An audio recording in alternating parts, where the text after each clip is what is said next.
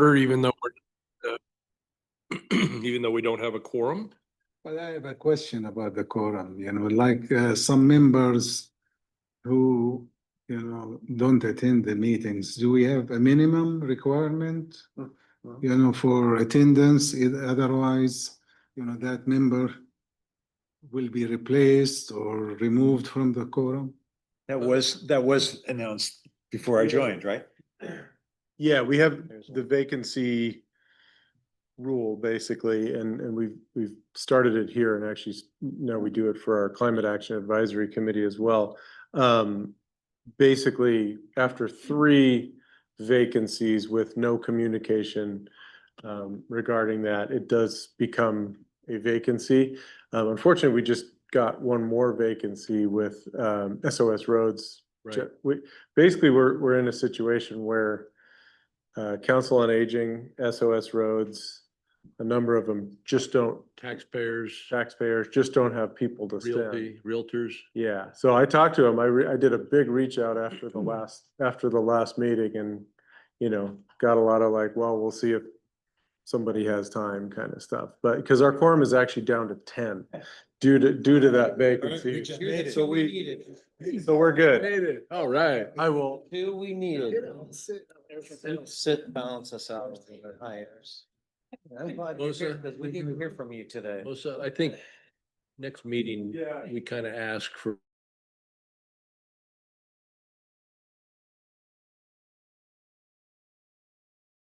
Thank you guys all for coming. Let's do self-introductions. So we know, everybody knows who is here and so forth. We'll start with Dennis over here. Dennis Harder, representing Sonoma County Alliance. Musa Abbasi, representing the Santa Rosa Chamber. Jerry Glazer with the North Bay Electric Auto Association. Mark Hale with BIA. Kelly McNerney, I'm replacing Rick Buckman for 4 months. I'm from League of Women Voters. Welcome. Turn your mic on. Oh, There. Whichever way. But now we'll hear you whispering. So who are you again, Kelly? Kelly McNerney from League of Women Voters. I'm replacing Rick Letman for the next 4 months. Thank you. Steve Bertolot with the Sierra Club. Eris Weaver, Sonoma County Bicycle Coalition. Mark Soil in District 2. Tim Zonner, District 1. Okay, and we'll go up to our screen up there. Can't see that long distance, so we're gonna do. Oh, Carol Taylor. I'm with North Bay Organizing Project. Gina Erickson. Okay, and And I'm Jan Schiller, and I'm with In-Home Support Services of Sonoma County. Thank you. thank you. And to the back row. Yes, Dwayne, start with Dwayne. Hey. All right.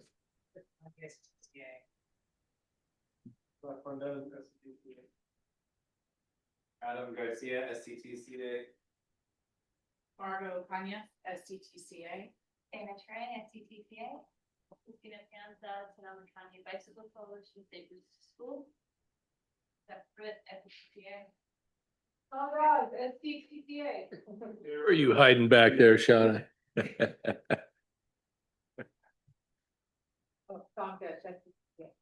And thank you guys for coming. My name's John Bly. I'm with the Engineering Contractors Association, and we now have a quorum. We can get all these meeting minutes out of the way. So let's start though with public comment on items not on the regular agenda. Dwayne DeWitt.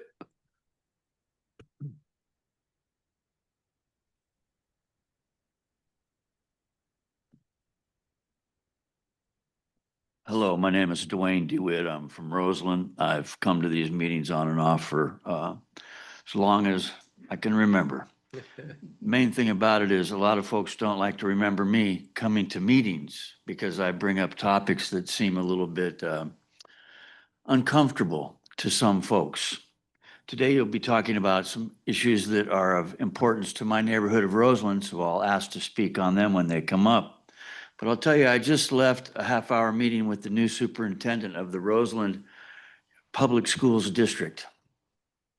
They have their district office on a street called Burbank Avenue. They built a new school there, starting with a process of environmental impact report 18 years ago, 2007.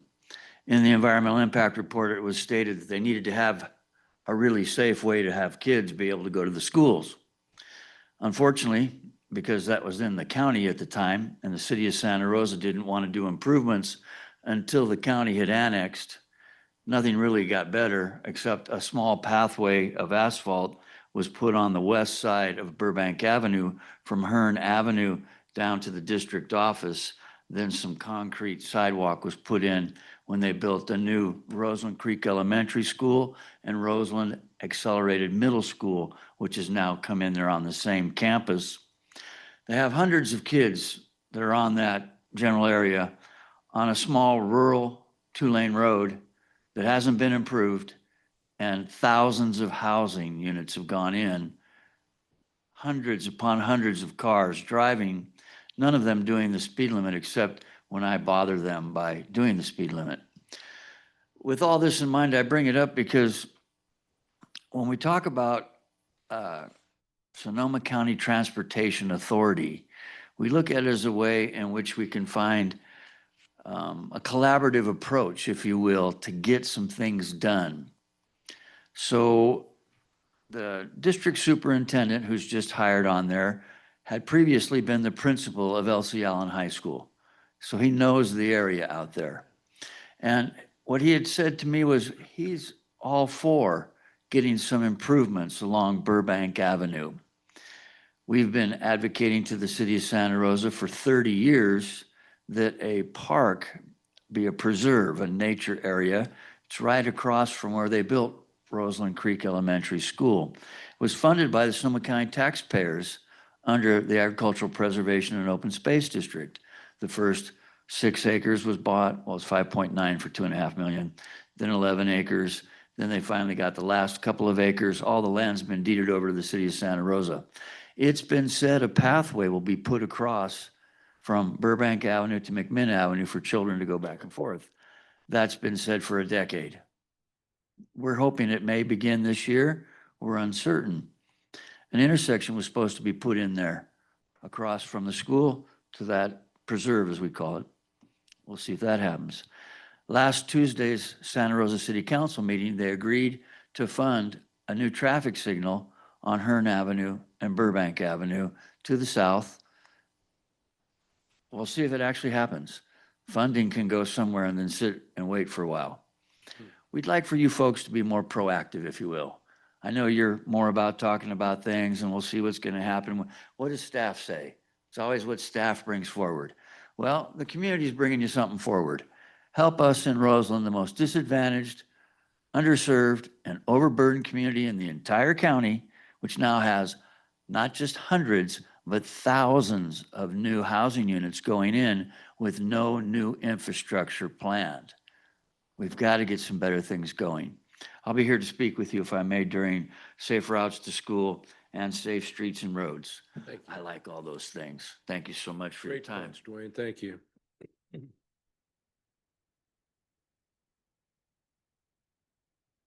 All right. No other public comment? Let's go on to, boy, we got some catching up to do. April 28th meeting minutes. So hopefully you guys remember from a couple months ago. I actually read these this last week.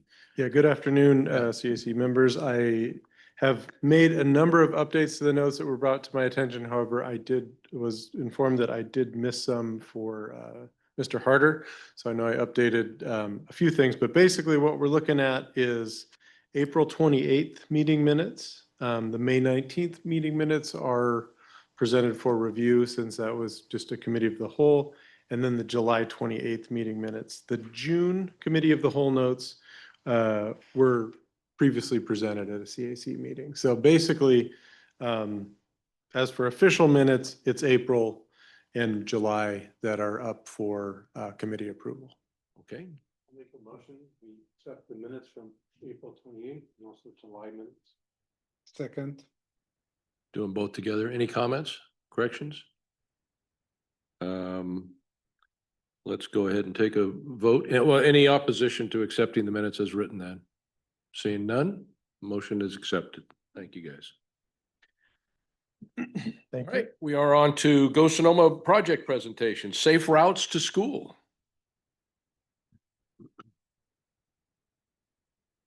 Welcome. Hello, Stacy. So I'm here just to introduce Christina Panza, who will be giving a presentation on the Safe Routes to School program. SCTCA has the responsibility of implementing the non-infrastructure education and encouragement focused program through our grant from MTC, the One Bay Area Grant. And we've been contracting with SCBC for those services since 2018. The SCBC was a consultant prior to that when the program was under the Department of Health Services. This program previously received Measure M funding that has run out. It could potentially receive Go Sonoma funding in the future. We have, since the Measure M funding ran out, presented to the Citizens Advisory Committee for continuity. And that is what we're doing here today. Christina's presentation is going to be a report on the program for the last school year, the non-infrastructure program. After that, you'll see another Safe Routes to School presentation, and that is future looking, and that is the Vision Zero planning grant that we received and started working on. A major piece of that, which is Safe Routes to School planning focused on infrastructure. And so Margot will be giving that presentation afterwards. So I just wanted to give that preface so that if you have questions that are specifically infrastructure related or kind of future program related, that will be, if you could hold those for the following presentation. So with that, I'll hand it over to Christina. Thank you. Thanks, Dina. Is that too loud? Nope. Okay, great. Thank you so much for having me present today. You can advance the slide. This next slide is, when she advances it, is a really great overview. You may have it on your screen of the benefits of Safe Routes. In the interest of time, I'm skipping through, but it's worth a review on your own time. You can advance. As you may be aware, Safe Routes, SCBC's contract to implement Safe Routes program is funded by the One Bay Area Grant. We're now in the 8th year of a 9-year contract. And as of June 2025, we'd utilized 71.55% of the funds available. Advance, please. And this slide is a snapshot of the total cost of the Safe Routes Countywide program during the 24-25 fiscal year. In other words, this is what we billed to SCTA, SCTCA, and or billed or received from other contracts or grants. As you can see, OBAG funds a large portion of the program, but we also supplement our countywide activities with other funding sources. And those other funding sources do vary from year to year and are not guaranteed. Advance the slide. In 2024-25, this is kind of another view of that last slide. OBAG funded 84% of countywide Safe Routes activities. A 1-year grant from Sonoma County DHS, Department of Health Services, funded 10%. We had a contract with the town of Windsor, which is about 4% of our funding, and the rest was a mix of those other small grants and contracts. Advance the slide. And yeah, as I referenced in the text, which I didn't read on my first funding slide, Safe Routes countywide costs have increased every year, with the exception of the 2 years impacted by COVID. This is due in part to rising costs and also in part to increased demand for services that we've continued to meet each year. So we've had more schools, more students served every year of the program, except for the COVID years since 2018, actually even before that. Our program, the OBAG portion of costs do vary from year to year, depending on the level of funding from other services. Like I said, last year was 84%, but on average, it's been closer to 90% of the funds have been OBAG funds. Oh, by the way, this slide has been modified from the one you have in your presentation because I realized I left off a year. So this is a little bit different than the one you have in front of you. So advance the slide. As many of you are aware, our program consists of evaluation, encouragement, education, and support for engineering and enforcement. Rather than reading through this list, which you can look at later, I'll elaborate on each program component during the rest of my presentation. You can advance.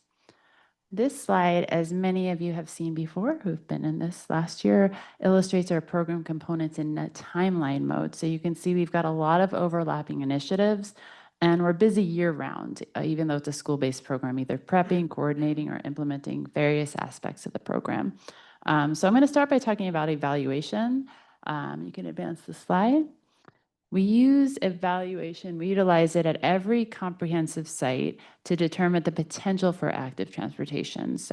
And the best approach to the ease of that site. So we develop a student address GIS map for every enrolled comprehensive site to display where students live in relation to the school, particularly within the 1/4, 1/2, and 1 mile, right? Well, it goes to 2 miles, but we really look at that walkable distance and bikeable. We actually geocoded 75 schools last year, even though 57 were enrolled, because we got requests from school districts and cities. So we geocoded quite a few schools last year. And this is Meadows map at Meadows School in Petaluma. Advance the slide. So each dot is a student? Yes, each dot is a student. And then we have like percentages and numbers for each radius.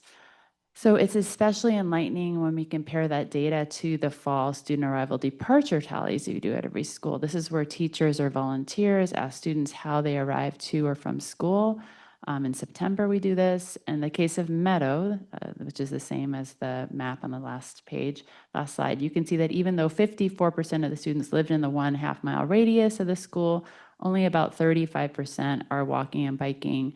This particular school has one of the largest, highest normal walk bike numbers of any school in Sonoma County. So just so you know, even though that's not that high when you think about it. And we do share this data with school personnel and parents to help inspire action for encouragement and other initiatives at a site. This data is also publicly available on our website, and I can show you where to find it. Moving on. So the bike, Yeah. mode, you saw a decrease, from 24 to. Not necessarily. It just, See, it what varies I'm from year. asking, Yeah. in the previous chart, I saw a decrease in the bike mode, from 24 to 25. No. This is just, if you go, okay, this is actually just morning and afternoon. Yeah. This so is there's- morning and afternoon? Yeah, so the two numbers are Okay, the sorry, I morning and the misunderstood. afternoon. Yeah, there's no, I mean, there probably isn't a decrease. Website, you have data like this for each one of the schools? Yeah, for each one of the enrolled schools, yeah. Do you have a slide for, a year comparison? No, we don't. We take a snapshot each year. We could go back and get that data from year to year, but because of there's so many mitigating factors with schools to where like the enrollment changes, the boundaries can change, the weather can change. There's so many mitigating factors that it's really hard to look at that data from year to year and have it be valid. So we don't use it that way. I mean, there may be other ways to get that data, like a more, I don't want to take too much time here, but like a more, like doing some general like bike counts and things in the but like from a school to school basis, this detailed data is not, it's very hard to compare from year to year. Then what do you use, to, like measure the success of your contract? We use participation, we use anecdotal data, we use the data, we do look at the data every year. So we see, if, we can see like sometimes like the school, like a sidewalk will be put in, and then you can actually see a significant jump because it makes it easier for kids to walk a bike. And then that kind of data is more useful to us than just like the September to September of a particular school, if that makes sense. It's hard. This is a whole conversation in itself. We could spend probably an hour talking about how to measure success of a program, and there's a lot of things that we look at besides just mode shift. So, yeah, I'm going to go on for time's sake. So in 2024-25, we continued our collaboration with the cities of Santa Rosa and Petaluma to conduct site assessments, AKA walk audits at every school in each city. We're progressing through every school, and city staff in Santa Rosa and Petaluma had utilized the data from the audits to identify barriers to walking and rolling and to start making infrastructure improvements. This is something we're continuing to work on, and Margo will talk about that. But for example, in the city of Santa Rosa, they've already made in the past year about $100,000 of improvements. And they plan to start working towards over 250K in TDA grant funding for school infrastructure projects this coming year. So the audits that we've already done are resulting in improvements. Moving on. Slide, yes. So our encouragement programming consists of suggested monthly themed walk and roll to school days on the first week of each month, and a monthly walk and roll to school challenge activity that any kid can do. These were the themes from this last year, 24-25. We had 57 schools participate in our comprehensive program, which was up from 55 the year before. And schools can tweak these programming based on their capacity and, you know, their level of interest. They don't necessarily do every month, but a lot of schools do it every month. And next slide. In order to effectively promote our encouragement programs, we create promotional materials and infographics in English and Spanish to assist schools in promoting via Parent Square and emails and social media. And the event, the poster on the left is from International Walk and Roll to School Day, which is our annual launch event that we do every year. We had 61 schools participate in 2024. Close to 7,000 students were reported to have walked and rolled to school that day. Moving on, next slide. We also have, like I said, a challenge activity to complement each of our monthly walk roll themes that any student can engage with. This is an example. We had a Be Safe, Be Seen challenge for Ruby Bridges Walk to School Day last November. A lot of schools did big events for that event. And then next slide, we had a walk and roll for our Hearts Art Contest challenge for our February Heart Healthy theme. And next slide. Here are some of the fabulous winning art pieces from that challenge, which we print in calendar form and we distribute to the winners, their families, their school teams, participating schools all over the county. It's a great way to promote the program. And next slide, in May 2025, we held our 4th annual Sonoma County Bike to School Day countywide event. 54 schools participated. 1,294 student bicyclists were counted, which is an 198% increase above the norm. So we count the before and that day. Yeah, next slide. And we also provide participating schools with resources and support for forming walking school buses and bike trains where kids and parents and even teachers, sometimes the principal, meets up and walks or bikes to school together in groups. In 24-25, we supported 24 schools in forming at least one walking school bus route and 19 schools in forming at least one bike train. Many did more than one route, but that's just the number of schools. Okay, next slide. Of course, we do not only want to encourage kids to walk and bike, we want them to do it safely. We visit classrooms at the 2nd or 3rd, 4th, 5th, and middle school levels with pedestrian or bike safety lessons. We do pedestrian safety with 2nd graders, big basics with 4th graders, mapping and communications with 5th graders, drive your bike with middle schoolers. We scheduled lessons at 53 sites last year, and the year before it was 42, so we had a lot more sites this year than last year. Next slide. We also get students outside of the classroom and on bike. With 4th graders, we provide an on-bike PE class that we call a bike rodeo. We held rodeos at 40 schools this past year. The year before it was 36. So again, we're increasing every year based on the demand and our capacity. Kids not only get trained on bike basics at the rodeo, but they have an opportunity to purchase and have fitted a low-cost brand new helmet, get their bike repaired. The helmets are in partnership with Providence Health. And this year, again, we had 40 schools. The year before it was 36. Oh, I've already said that. But anyways, that's some of the data from our bike rodeos that you can review. Next slide. At the middle school level, we do bike education and PE classes and or after school with bike clubs. And we worked with 9 sites in 24-25. And the year before we worked with 6. Okay, next slide. Last spring, also just a heads up, we began development of a number of new resources to address an increasing need for e-bicycle education. We have a page on our Safe Routes website dedicated to these resources, and we are available to educate both students and parents and hope to partner with other stakeholders to expand that reach. Next slide. We continue to have great demand for our Learn to Ride a Bike lessons that we partner with Windsor, Petaluma, and Santa Rosa Park and Recs to offer. Next slide. And we continue with our family bike workshops and family rides where we teach kids and families how to ride together on the road. Next slide. And this past June, we again held our Kids Bike Adventure Camp in Santa Rosa. It was an amazing week with great breadth and depth to foster both current and future cycling enthusiasts and potential advocates. It's really fun. And next slide. We also continue to partner with bike shops countywide to provide free bike safety checks and repairs for hundreds of kids per year, like I said, through our bike rodeos and middle school bike ed. And next slide. Of course, we're out in the community as well. We do outreach at events, presentations at PTA, school staff meetings, community meetings. We facilitated task forces in Santa Rosa and Petaluma last year and more. We reached close to 1,600 people last year in those types of events. And the next slide. The number on this slide reflects what had been taught this past year at each of the following grade levels at schools, number of schools, number of students. So in terms of like direct reach in our workshops or classroom lessons, we educated over 8,900 students, 8,915 in 24-25. And again, last year it was 8,500. So we are increasing every year. Next slide.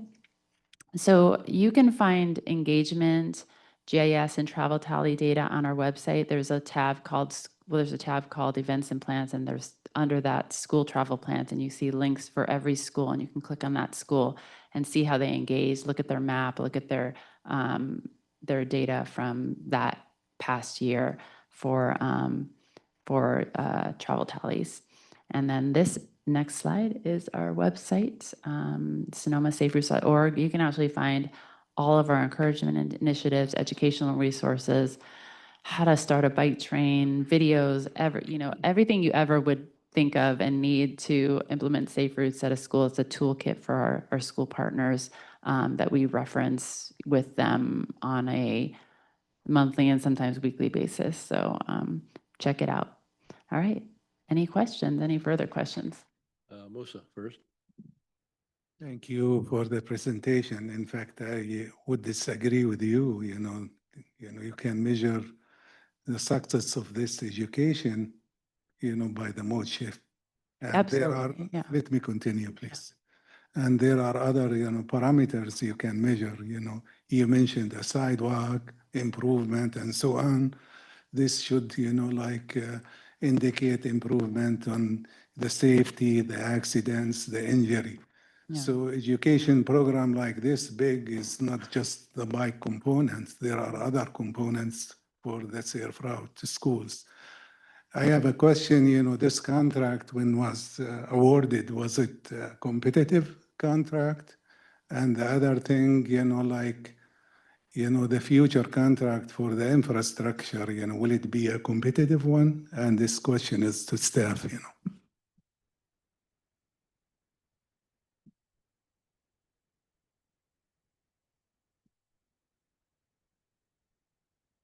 I think those are two separate things, both the education encouragement program contract and the infrastructure. Okay, so for the education encouragement contract, yes, that was a competitive solicitation and process. The current contract has 2 years left on it. And with the new OBAG funding, we will go out again with a request for proposals for a new contract. In terms of infrastructure, that would around Safe Routes to School, it would likely be contracted by the individual jurisdictions that are implementing the infrastructure. So it would be up to their procurement processes, but generally we see competitive bids. Thank you. So I just want to address the thing you said about mode shift. It is not that we don't measure it every year, we do. But here's an example. In Santa Rosa City Schools, they just consolidated all their schools. So they've moved students from different neighborhoods to different schools. If we were to compare the data from Lincoln Elementary this year to Lincoln Elementary last year, it would be students coming from different areas of the school. This happens a lot. So it's really hard to compare from year to year when there's significant changes in enrollment where students are coming from from, again, it could be raining that day that you did the data, the 2 days. So we do take the data and we use it, but it has to be, you have to look at all those other mitigating factors when you purely try to take that classroom mode shift data as a measure of success of a program. I'm not saying that's not an element and that we should be looking at, but there's probably a lot of other elements that we should be looking at. It can't be the only element. Thank you. Jerry? Yeah, and mine's fast. You answered most of the questions that I had. The only question I had left was when you talked about the expenses, is that all operational expenses, no capital expenses? I'm not sure what that capital means, but Capital means you buy something, you put it in place. oh, well, I mean, our expenses are staff time and also like materials, printing, That's all operational. storage, yeah, Thanks. stuff like that. Rent, Yeah. truck rental. Stephanie. Oh, I guess a question on, We'll go Tim first sorry. and then Yeah, I guess, to the screen. yeah, you should tell, John, you should decide. so first of all, this is a great program. My kids went through it and I enjoyed being a part of it. And now they're in college and they want e-bikes, so maybe they can come back and do that program there. My quick question is, what are some best practices from schools that we can learn from? Like, have we got specific policy or infrastructure recommendations? You mentioned that school in Petaluma had high usage. Maybe there's something Yeah. we can learn from that, or do we get that from this program? So are you saying best practices in school implementation for safe routes to school? Or maybe like this school has high usage and you notice, I looked up that school in Petaluma, it's near the SMART train station, it's near a pathway, there's bike paths nearby. So, and this might apply to what Melissa's asking, is that are there things schools and that we could do for the way we build our sidewalks and our bike paths that might cause more people to ride their bikes and walk? And you might see that through your program. I mean, like when we do the audits, we look at that. We're like, okay, you know, what are the barriers at this school? It may be that the sidewalks are too narrow. It may be that there's a crossing that like people do not feel safe letting their kids cross that particular crossing. It could be improved with bulb outs or, flashing beacons. So, there are definitely best practices. In fact, I think Margot, part of the countywide strategic plan for Vision Zero, they're developing like a toolkit of like measures that are and again, she'll maybe talk about this, but measures that are recommended for like in the school zone. So infrastructure wise, for sure. I mean, you want there to be narrower roads, lower speeds, better sidewalks, trees, make it pleasant to walk and bike, all of those things. And I'm probably not even hitting on all of them, but yeah. And through their program, is there a way to elicit from the non-walkers, non-bikers, what some of their barriers are? Yes, I mean, we try. We have done parent surveys. When we do our walk audit, we invite, parents to attend whether or not they walk or bike. We get feedback from the principal. We asked not her necessarily, but the school site administration, we talk to them beforehand and say, please let us know what people are saying at your site, not necessarily the walkers and bikers, but, anyone. So we do our best to gather that data. My final thing is just a comment for all of us. Maybe we can take what we learned about safe routes to school and apply it to employers and employees. Because, how can people get to school learning these exact same things, and how do we incentivize people? And I would love to see that. I'd also like to thank whoever parked their bike right out front at the bike rack on the way in. Big thumbs up to you. And thanks to the SCTA for putting that in, because they did it. Thank you. Nice comments. I can't read that. Who's got a question remotely? Jan. Okay. Jen?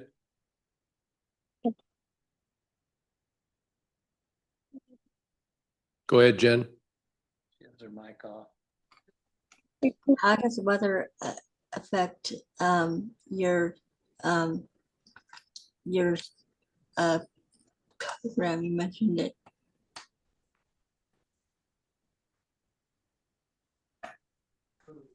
Could you repeat your question? You mentioned weather in your statement. How the weather affects the schools and the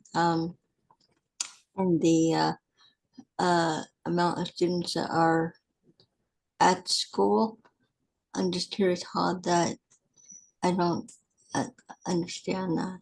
Weather impacts the number of students who walk and bike to school. So if it's like a really stormy day or a really hot day or super cold morning, generally you'll have less students using active transportation.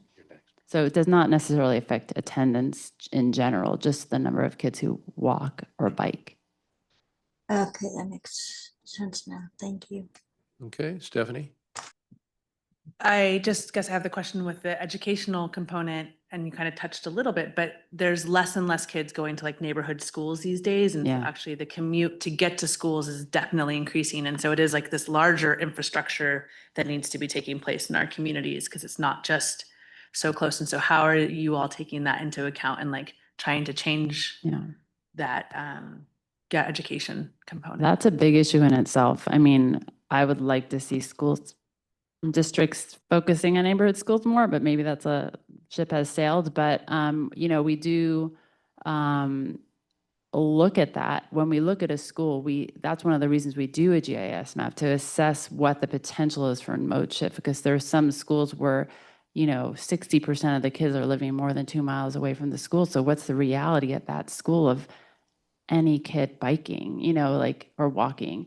So we, at that school, we might focus on encouraging carpooling, or like identifying, you know, sharing, if it's a middle school or high school, sharing transit routes and things like that. So, and then establishing meetup or drop-off spots that are closer to the school, and sharing that out within the school community, so that maybe they're shortening their trip and, you know, getting kids out of the car for part of it and getting some exercise. So we do look at every school individually to kind of assess what the approach should be. If that makes sense.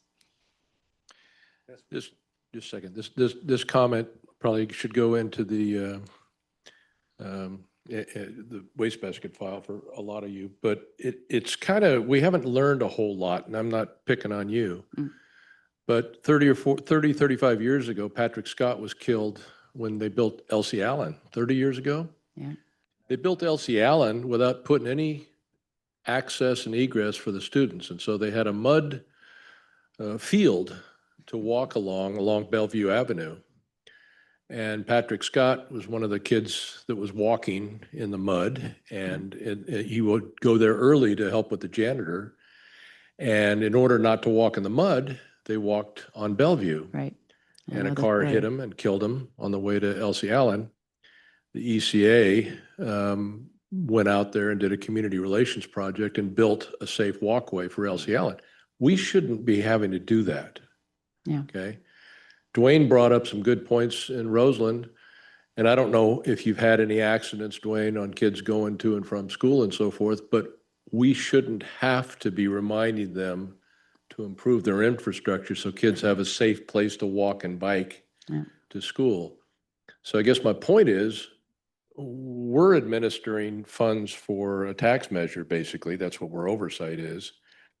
But we do have some clout. And so I appreciate Dwayne's comments and all of our sentiment that maybe we can do a little bit more and push the city of Santa Rosa to prioritize some of these development monies that are going into these houses and so forth, to go do something about safe routes to school, not just bicycling, but do something about the infrastructure issue, because that's what a lot of that money is earmarked for. I can't agree with you more. I mean, that's one of the reasons we do the audits, because it brings together public works, planning, the schools, and we talk about those issues, and they're seeing them with their eyes, and we're hoping that like, you know, really, and I would say that City of Santa Rosa has done a lot in the past couple of years. They've been working really hard. They have new planners, and they're really like school focused, and I know it takes time to get monies in, but it's frustrating, because like I have a school, Meadowview Elementary School, which like a huge number of kids live within a quarter mile of that school.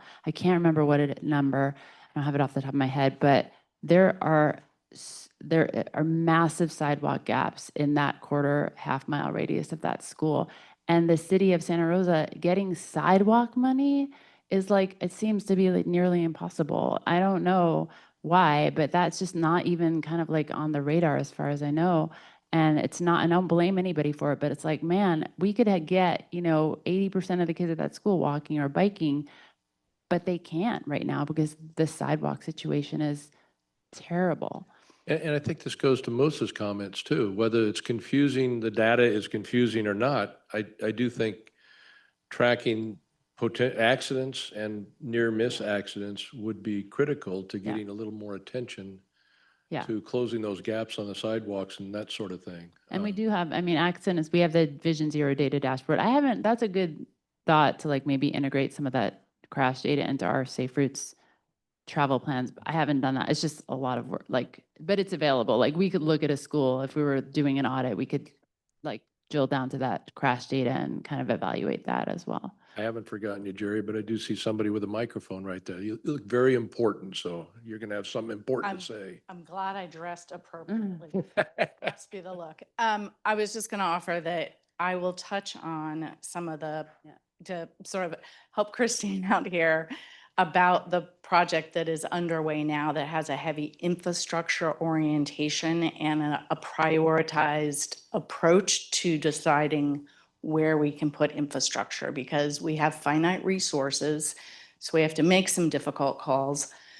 But there is project underway now that might help resolve some of those. So I'm happy to dive into that presentation if we want to put some of the questions on hold and then we can both come back, if that would be. I would like that. And I think that your letter writing, emails, phone calls, and physical show ups for people that care, like that are on this CAC committee, might follow and put a little additional focus on what you're coming up with. Does that make sense? Thank you. Jerry. Mine's real fast. You mentioned that the statistics that you have as far as for each one of those schools, the breakdown, is on the website. I went to the website. I can't find it. Yeah, I'm sorry. It's not that easy to find our website. It's under events and plans. Yeah, and then you go, oops, like let the. I can't do it on your computer. I don't know. Anyway, if you go straight to events, there's a drop down menu. There is a drop down menu there. It's just not coming up for some reason when you use your fingers. But there is a drop down menu. I don't know why it's not coming up, but on your iPad. But under the drop down menu is school travel plans, and that's So you may have to do it on a different device. I don't know why I haven't seen it on an iPad like that before, and I'm sorry that the drop down menu doesn't come up. But yeah, once you go to the school travel plans on that drop down menu, you'll see all those schools. Melissa, you had a comment? No, I have a question. In fact, I understood, from an earlier thing, speak from you, that about 60% of the students, they are kind far to walk or bike to school. It depends on the school. It varies from Depends on school the to school. school, Yeah, okay. varies widely from school to school. But the question, like in your surveys, did you measure how many students, for example, using the school bus system? Yes, all that one slide that for Meadow, they don't have any bus students, so there was 0 in that category. But yeah, we do in the tallies that we do in September, we ask how many students walk, bike, use other active forms, school bus, public transit, and carpool, and single family vehicle. So in your education program, have you included, the school bus system, like in your outreach? I mean, school bus system, meaning like if a school has their own school bus. So my understanding, the school districts, they have school bus service for some students. I don't know how. I mean, we're not, our role for this program is to increase the number of students who are walking and biking, not to increase the number of students who are taking the school bus. But schools, not every school has school buses. The ones that do their own outreach to let the students know about the school bus option, and it may only be available to students that live in certain areas because of like hazard busing and things like that. But our program focuses on encouraging active and alternative transportation. So our materials and the work that we do with schools, we certainly say, if you're having a walk roll day, you can make it about walk, bike, bus, carpool if you've got a high bus population. So we're certainly not discouraging using the bus. It's just not, we don't have a specific like take the bus But the goal, thing. not just only to encourage people, to walk to bike, I think Yeah, it is, absolutely. I think, it is, there is environmental impact. Yes. When people, they walk or bike, you reduce the emissions. When you use the bus, the transit, Yes. you reduce the emissions, I think, I don't know what's your contract, but I look at it, from that perspective itself. I think to And Christina's point- understanding, let me finish my comment, please. My understanding also, the city of Santa Rosa or the county in general, they give student, free, like Yes, yeah. fare free, I think, that component also should be incorporated or integrated, in this, effort, Yeah, when we meet with our schools, we remind them that there's fare free. We direct them to the resources of the transit. And it is definitely, transit is a partner of ours, and we absolutely collaborate with our respective transit agencies to promote transit. It's just not, we don't have like a transit day of our own. It's just a walk and roll to school day that we encourage all forms of active and alternative transportation. Hope that makes sense. Thank you. I think we've got an old hand up there for Jen. Did you make your comment or question, or is that Jen? I can't. No, I guess I've been waiting. I I was a special ed teacher as my career, and so I especially appreciate the programs that you have for kids and the variety and the values that you're teaching. It's really wonderful. I did have a question. Are you involving children with special needs, say specifically like children in wheelchairs? Are they, can they participate in your program? Thank you. Yes, absolutely. I mean, that's one of the reasons we call it walk and roll, not walk and bike. Because a roll could be rolling in a wheelchair, rolling on a unicycle, on a bike. And we absolutely, some of our images have had wheelchair bound kids in it. We've often had images in our calendar of kids with disabilities. And we also, with our on-bike programs, we are really diligent about working with our special needs kids, like the fourth graders and the middle school kids. We specifically reach out to the special needs teacher at that grade level, and we make accommodations. We often have invited, like sometimes the kids have their own special bike and they'll bring it and do it. Sometimes we can modify our own bikes. It is definitely something that we're very serious about, including making our program inclusive and have equity. Not just with different, demographics, but with, students that have differing abilities. All right, thank you.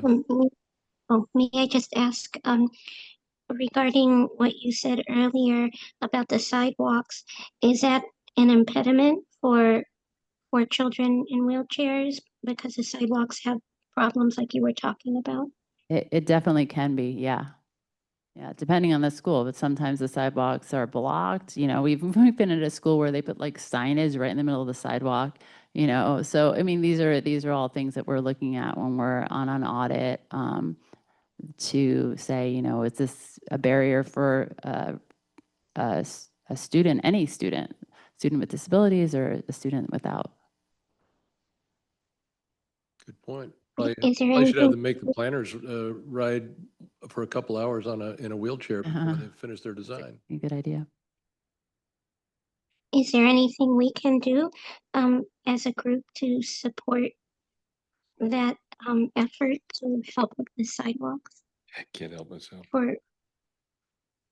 I would say advocate for improvements in your area. Join the Sonoma County Bicycle Coalition because they do, I'm not doing advocacy per se. I'm identifying barriers and working with cities to, encourage improvements. But I would say, advocate for improvements in your area. Contact your own public works planning departments, and also get involved if you're associated with the school. If you're a parent, teacher, Get involved in your school Safe Routes to School team. We have teams at every school. Sometimes it's one person, but like often it's a few. And, you know, those people are implementing the program at their site. I mean, we're visiting with education, but to do the encouragement initiatives, there needs to be someone on site that's like working on that. So, Okay, thank you, Christina. Great presentation. Margot?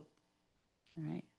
Hello, Margot Kanyas, Senior Transportation here at SCTCA, and I'm going to build off a lot of the good work that Christina has talked through, as well as hopefully build off some of your questions you've brought to her. So wanted to remind folks that we received a Safe Streets and Roads for All grant in fiscal year 23. And about 70% of that contract money is dedicated to a Safe Routes to School task. And there are subtasks within that I'm going to bring you up to speed on the work that has been done.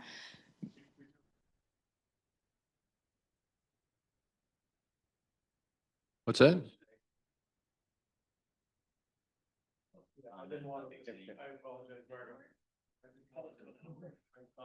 Oh. Yes. All right, thank you kindly. Do I have a choice? How you doing? My name is Dwayne. Good, Briggs. Nice Good to meet you. All right, bro. All righty, my name is Dwayne DeWitt. I'm from Roseland, and I came today specifically because I wanted to talk with you folks about being advocates for projects. First, I will say thank you to the Sonoma County Bicycle Coalition and the Safe Routes to School program and all the good stuff that has happened over the last decade. What I'm looking for specifically is for you folks to be the advocates that actually put on a letterhead that you're willing to support Safe Routes to School on what we call the Southwest Greenway in Santa Rosa. Along the south side of Roseland Creek between Burbank Avenue and McMinn Avenue, a bicycle path, has been planned for over 20 years. The land was purchased by the Ag and Open Space District 15 full years ago and then dedicated to the city of Santa Rosa, where it has sat fallow ever since, except for myself and other volunteers that go out and clear it up and try to make it nice. We find in ourselves out in the public, being volunteers, that jurisdictional agencies ignore volunteers. They listen to staff. They listen to people who are being paid, and that volunteers are kind of like, oh, it's nice. Yeah, thank you very much. It's the staff and it's organizations such as yours that have a letterhead that can actually get the sidewalks that we need, that get the bikeways that we need. That is supposed to be a class 1 bike path. The city of Santa Rosa just finished their master alternative transportation plan. So things are in the works, but it takes a long time unless jurisdictional agencies such as you folks get behind it. Staff listens to you, this staff here, all right? So today, while speaking with the superintendent of the Roseland School District, it was discussed like, why don't we do some old-fashioned stuff too? Remember safety patrols? Remember every kid rode a bike to school or walked when we were young. Now it's a big deal, one day a month. Let's get back out there and have some sort of a approach with signs also. I don't know if you consider that infrastructure, but school districts used to have lots of signs that said slow down school district and would paint on the street school crossing. City of Santa Rosa has been taking those out and we don't know why. So I'll leave you with that. I don't want to burn up my time and wear out my welcome, but I'll be back for the next item and speak after that also. Thank you kindly for your time. All right.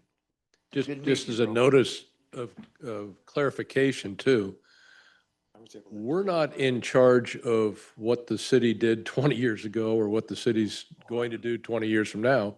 We're only overseeing the expenditure of the sales tax measure that was passed some 20 some odd years ago. So if there's been a project submitted, Shauna, from the school district for improving infrastructure for walking to and from schools, or this bike path that Dwayne's talking about, I don't think I've seen it come to our attention. Okay, just wanted to make sure we're on the same page. You bet. Go ahead, Margot. Okay, back to providing an overview, which I think again may help with some of the questions. So reminding you that we have a focus in the Vision Zero action plan that is predominantly on safe routes to school.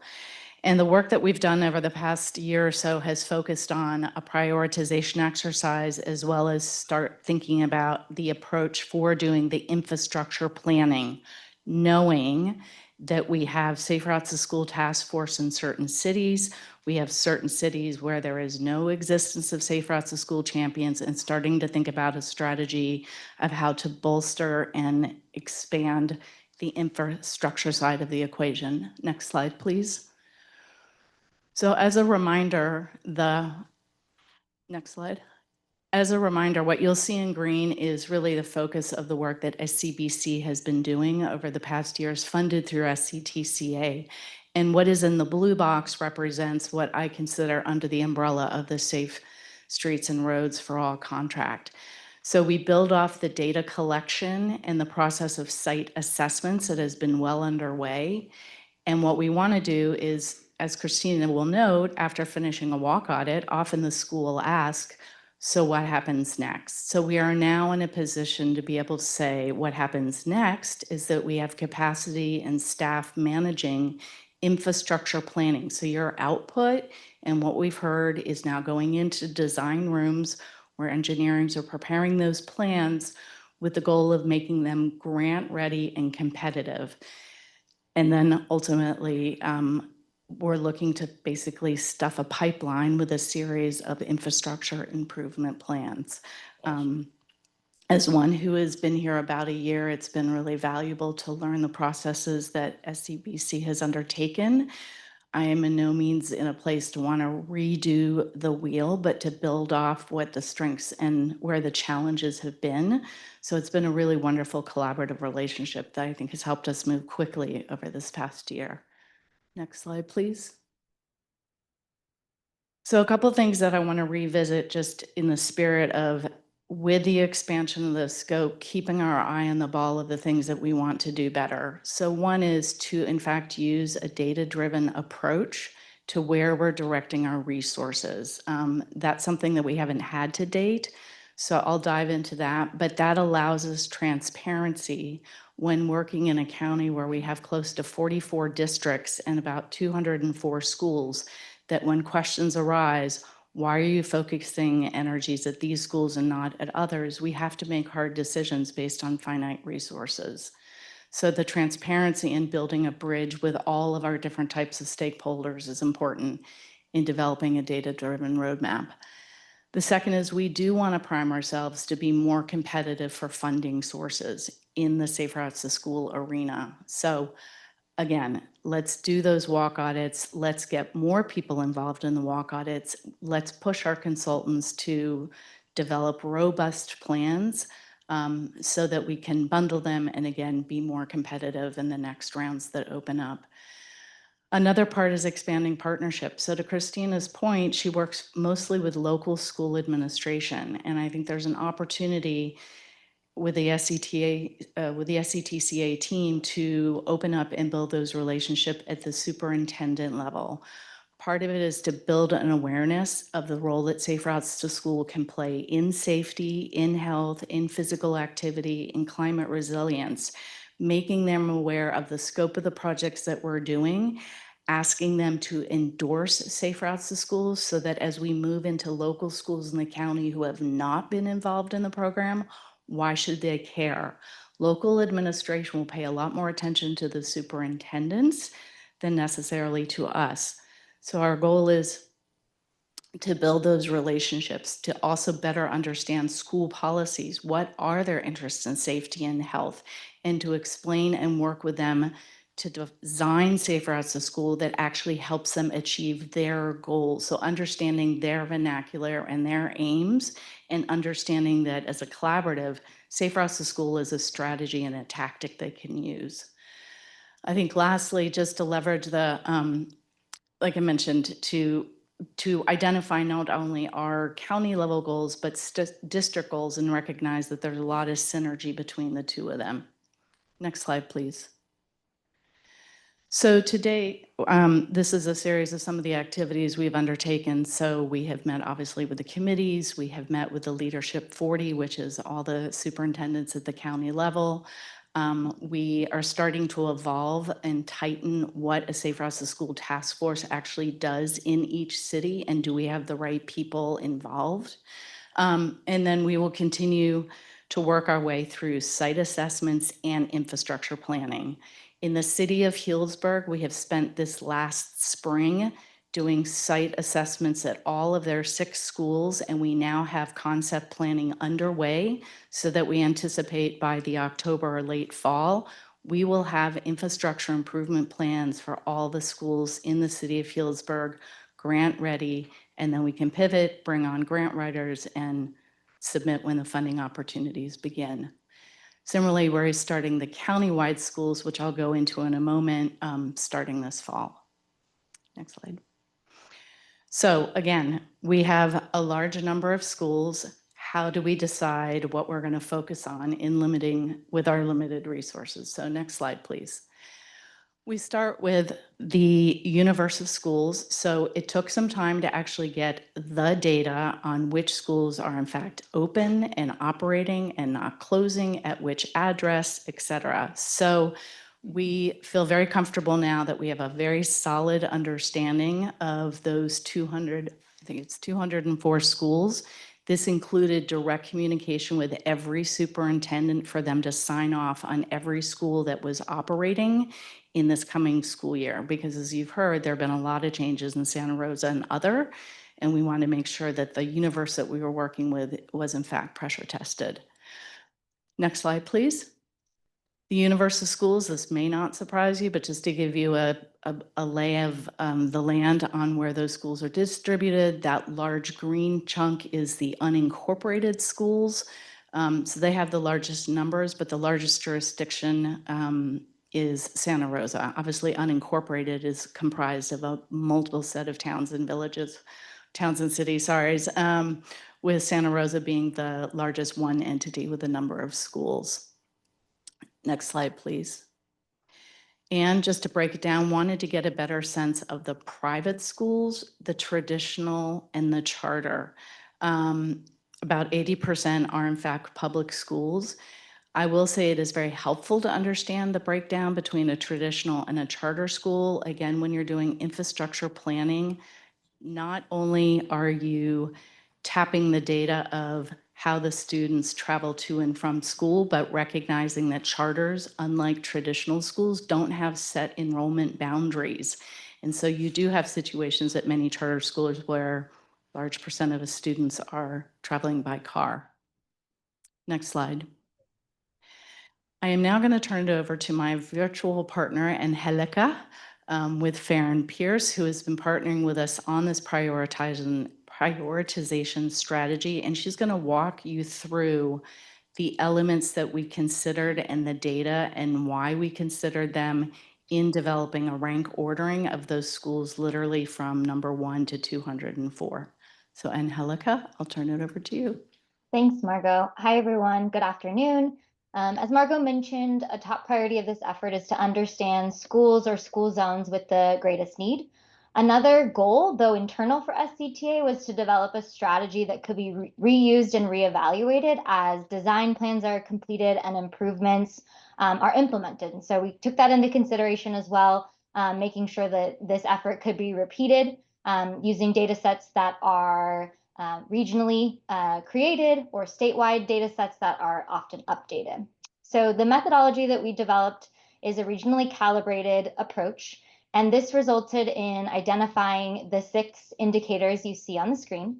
These 6 indicators represent transportation, climate, and social equity needs. And each school is then analyzed based on each of these indicators and receives a score based on all of these together. So we separated them out here in the table by road-based and place-based indicators. And so what do we mean by that? The road-based indicators are indicators that are joined to or exist along the roadway network, the streets that you drive on in Sonoma County. This includes the number of pedestrian or bicycles that are killed or seriously injured near schools, or the number of roadway miles along the high injury network or high injury intersections near schools. The place-based indicators, which include a variety of spatial geography or places, these indicators could be at the school level or they could include census geographies. And so this included looking at the number of youth residents who live near schools, indicators such as student health and climate adaptive need, which are statewide index scores. And these indices consider education attainment, employment rates, environmental quality, and low income and disadvantaged areas. And then lastly, we looked at equity impact, which is the only non-spatial indicator that we used. And this represents the percent of students enrolled in free or reduced meals at the school. Next slide, please. So this slide here is a bit of a snapshot of what happens on the technical side of things, but the main takeaway that we're hoping to convey is simple. There are indicators come in all shapes and sizes. So here you see points on the left-hand side, you see lines in the middle map and polygons on the right. And so for all indicators used except free or reduced lunch, we assigned a score directly to the school based on that half-mile buffer calculation. And we use this distance because it's a common distance that's considered comfortable for students to walk. There is often a conversation about using a half mile versus a quarter mile, specifically for younger school-age children. But given the rural nature of Sonoma County, this distance could also serve as a proxy for enrollment boundaries. And this was something the project team evaluated as we developed this process. So here's an example of Guerneville Elementary, showing that point-based, line-based, and polygon-based criteria.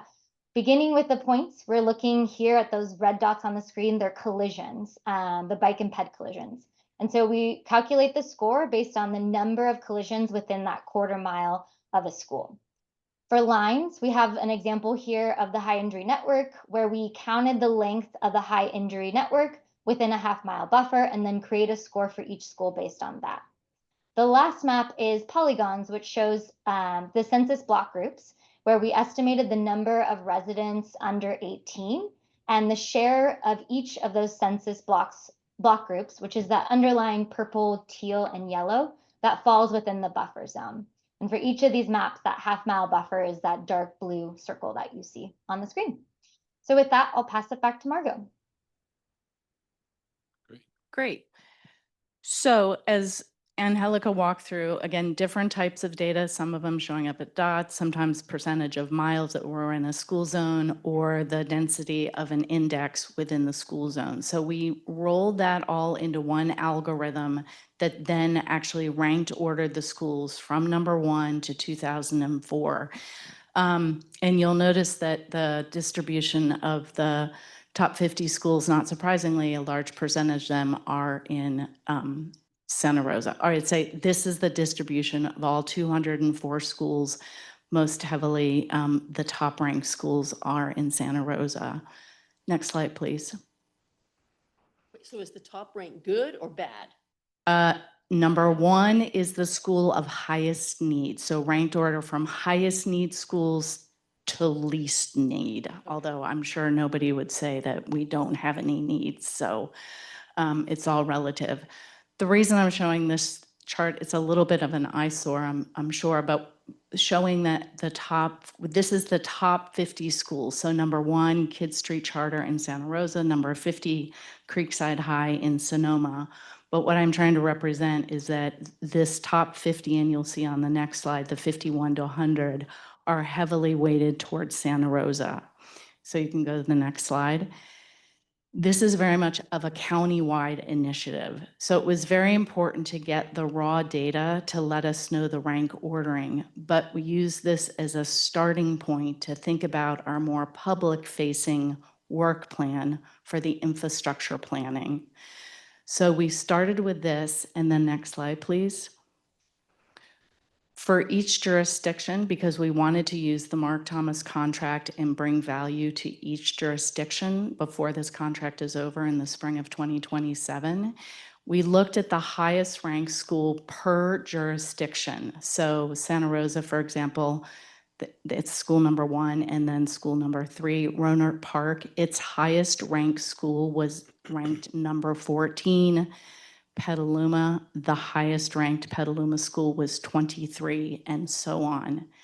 What we then did is we looked at the highest ranked school per jurisdiction, looked at the next flow of schools in that same city, and if they were in close geographical proximity, we developed a bundle. Again, in the spirit of competitiveness for grant writing and securing funds, if you're able to sort of tell a good story that by enhancing a corridor that impacts the safety of potentially multiple schools and multiple student bodies, particularly if there's an elementary school that feeds into a middle school or a high school, it tells a strong story.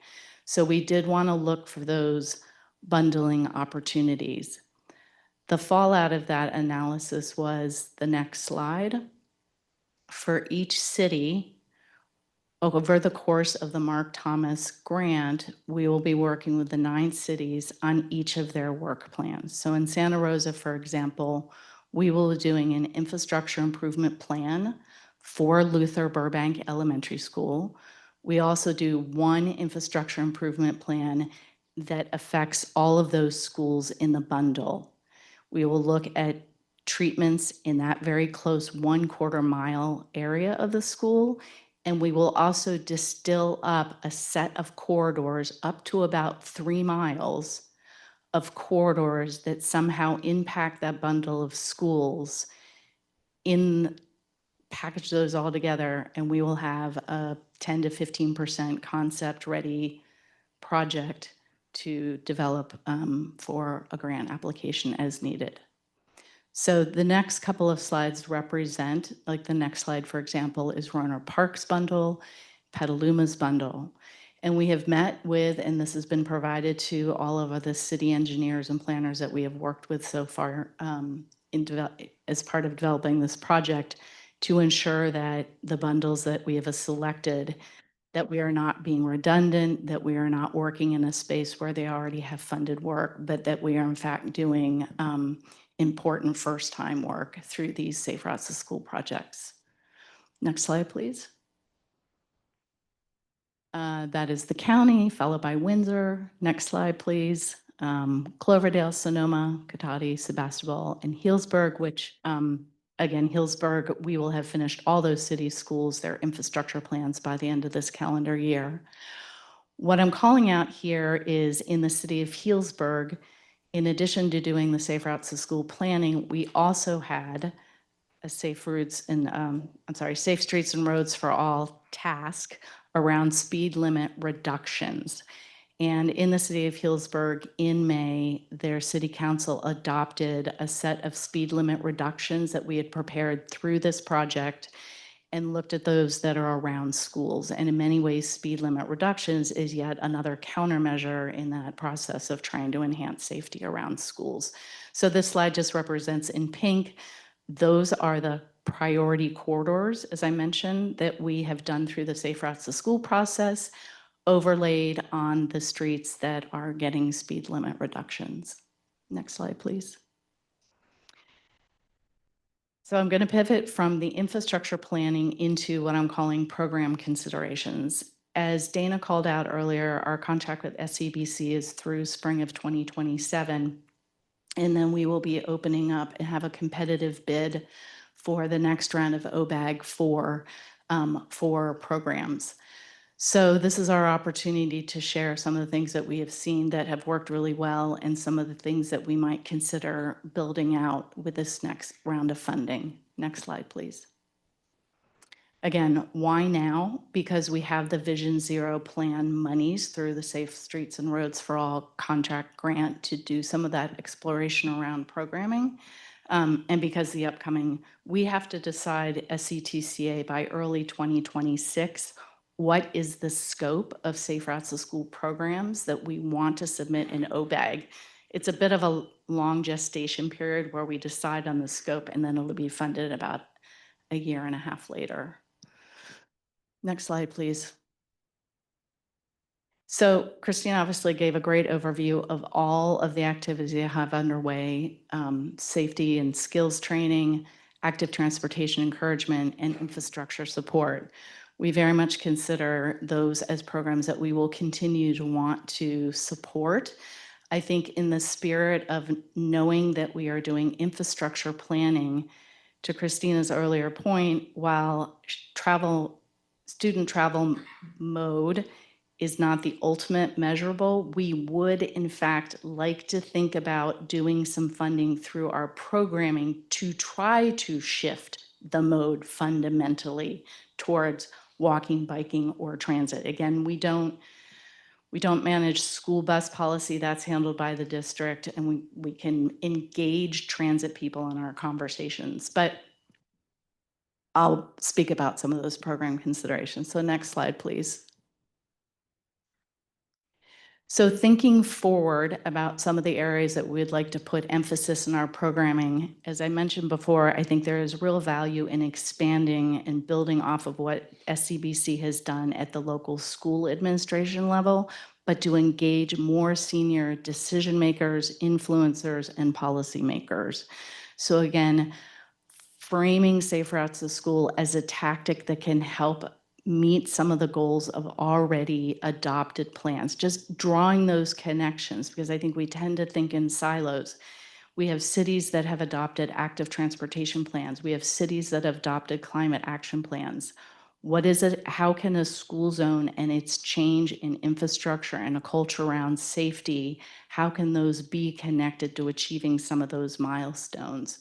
So some of that work can be done in, I think, more effectively curated task forces. The second is we do want to expand into, or we want to continue to support the infrastructure planning. So SCBC has done a great job of doing walk audits, but how can we ensure that that walk audit information continues to get rolled into infrastructure planning and doesn't sit on the shelf?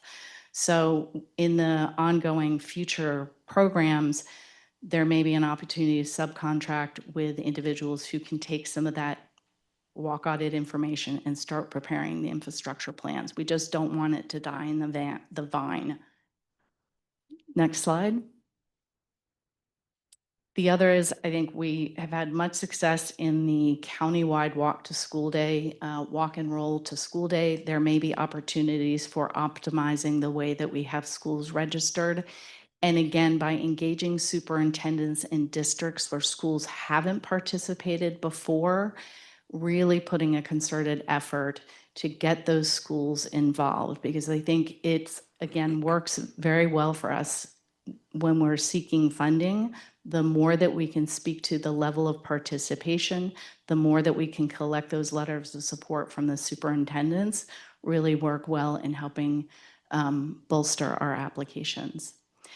And then the fourth is, while there has been very good movement on walk and roll days, where, as Christina touched on, there are walking school buses or biking trains, we would like to, in this next round, really roll up our sleeves and find ways to fund and find the appropriate capacity model so that those walk trains and bike trains or roll trains are happening on a very regular basis. The more that a school community sees the shift in the mode, the bikes and the bike racks, the buzz in the hallway, the parents that are involved, it has a way of shifting the culture, but it needs help. I think there's some amazing staff and principals who commit to once a week, maybe once a month, to running these programs. But for those students that are truly walking with or live within a 1/4 mile of that school, digging in as to why, what are those impediments, and how can we structure a funded, chaperoned approach to the bike trains to really get those children out of their cars and walking. So that would be another consideration that we'll want to dig into on that next round of OBAG funding. Next slide, please. This is a little bit more of just breaking it down of what it would truly take to sort of run it like a business as opposed to shouldering it on volunteers. And our recommendation is that we try this at 2 pilot schools. They've made some big successes in Portland, so we've been learning off of that because we certainly don't want to start from scratch, as well as all the good learning and the insight that we can garner from Sonoma County Bicycle Coalition. Next slide, please. And on that, just letting you know that OBAG schedule, as I mentioned before, we will be in a place where we will need to finalize the scope for what we would like to do with that programming by early 2026. We would be going out to solicit proposals for that in early 2027 with the hope that they would be on by the start of the school year in 2027. Next slide, please. So on that, I sort of touched on 2 rather diverse components, the prioritization that has informed where we will focus our infrastructure planning efforts, and then ultimately on the complementary program side. So welcome questions or inputs or other programs. This is sort of an open forum. If there are other programs, do let me know. Question, I think, and other than grant funding, what's the traditional source of infrastructure funding so that we have built? Is it impact fees? Is it general fund as it comes up? What's the traditional source of building the infrastructure first so that we then can expand the kids walking and biking to school safely? Because it seems like we're kind of putting the cart in front of the horse. Fair enough. What and I welcome input from my peers. I am most familiar with programs like ATP, the Active Transportation Program, which is a big grant funding source for Safe Routes to School. There is also the Safe Streets and Roads for All. If that continues to be a grant opportunity for us, we will be in a situation where instead of asking for planning monies, we have the opportunity to start asking for implementation monies. I know that we've just closed out the SCTCA funding program cycle 2. Again, the cities equipped with infrastructure plans may be able to take advantage of that to request funding, but I see that David has stepped up and welcome to take over. Thank you, Mr. Chair, and thank you, Margot. Just to add, it really depends on the state of the infrastructure and when it was built. I mean, some of our sidewalks in our cities are decades or even a century old. Other ones are brand new that have been built by developers, or they've paid impact fees to cities or the county to construct those improvements. In some cases, schools are not liable for any offsite improvements, and they don't need to construct any kind of safe routes to school on their own, especially charter schools. There's very little the city or the county can do to force schools to do something if they don't want to do it on their own. So largely, a lot of these infrastructure improvements, as Margot mentioned, were paid for by ATV funds now, or some type of federal or state safe routes to school funds. We have your local gas tax or Measure M and outgo. So those sales taxes then go towards those types of improvements. But there's very limited money to be able to not only construct new sidewalk and bike lane improvements, but also maintain them in the future. And so a lot of times cities have to dip into their general funds or their traffic impact fees or property tax assessments to maintain or build new infrastructure. So those sidewalks are assets that this generally, other than the rural areas, that the city owns and has a responsibility to maintain. It depends on the city. So under the state streets and highways code, a lot of times the onus is on the property owner to maintain the sidewalks. It really depends on your city municipal code. Okay, thank you. I just want to ask you a question that's Jerry, in go the ahead. same category. So basically, what you can do is analysis and outreach, identify the projects, but in the end, is it the cities that then prioritize the projects and facilitate the implementation for capital?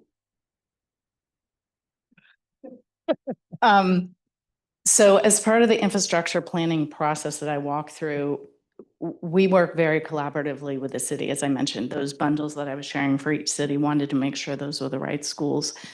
They are responsible, as we are going through that process, they can determine if it's something that They may have a on-call contractor in striping and signage in Petaluma, for example, where through this process, it's helping to identify some of the near-term improvements that they can go ahead and make right away.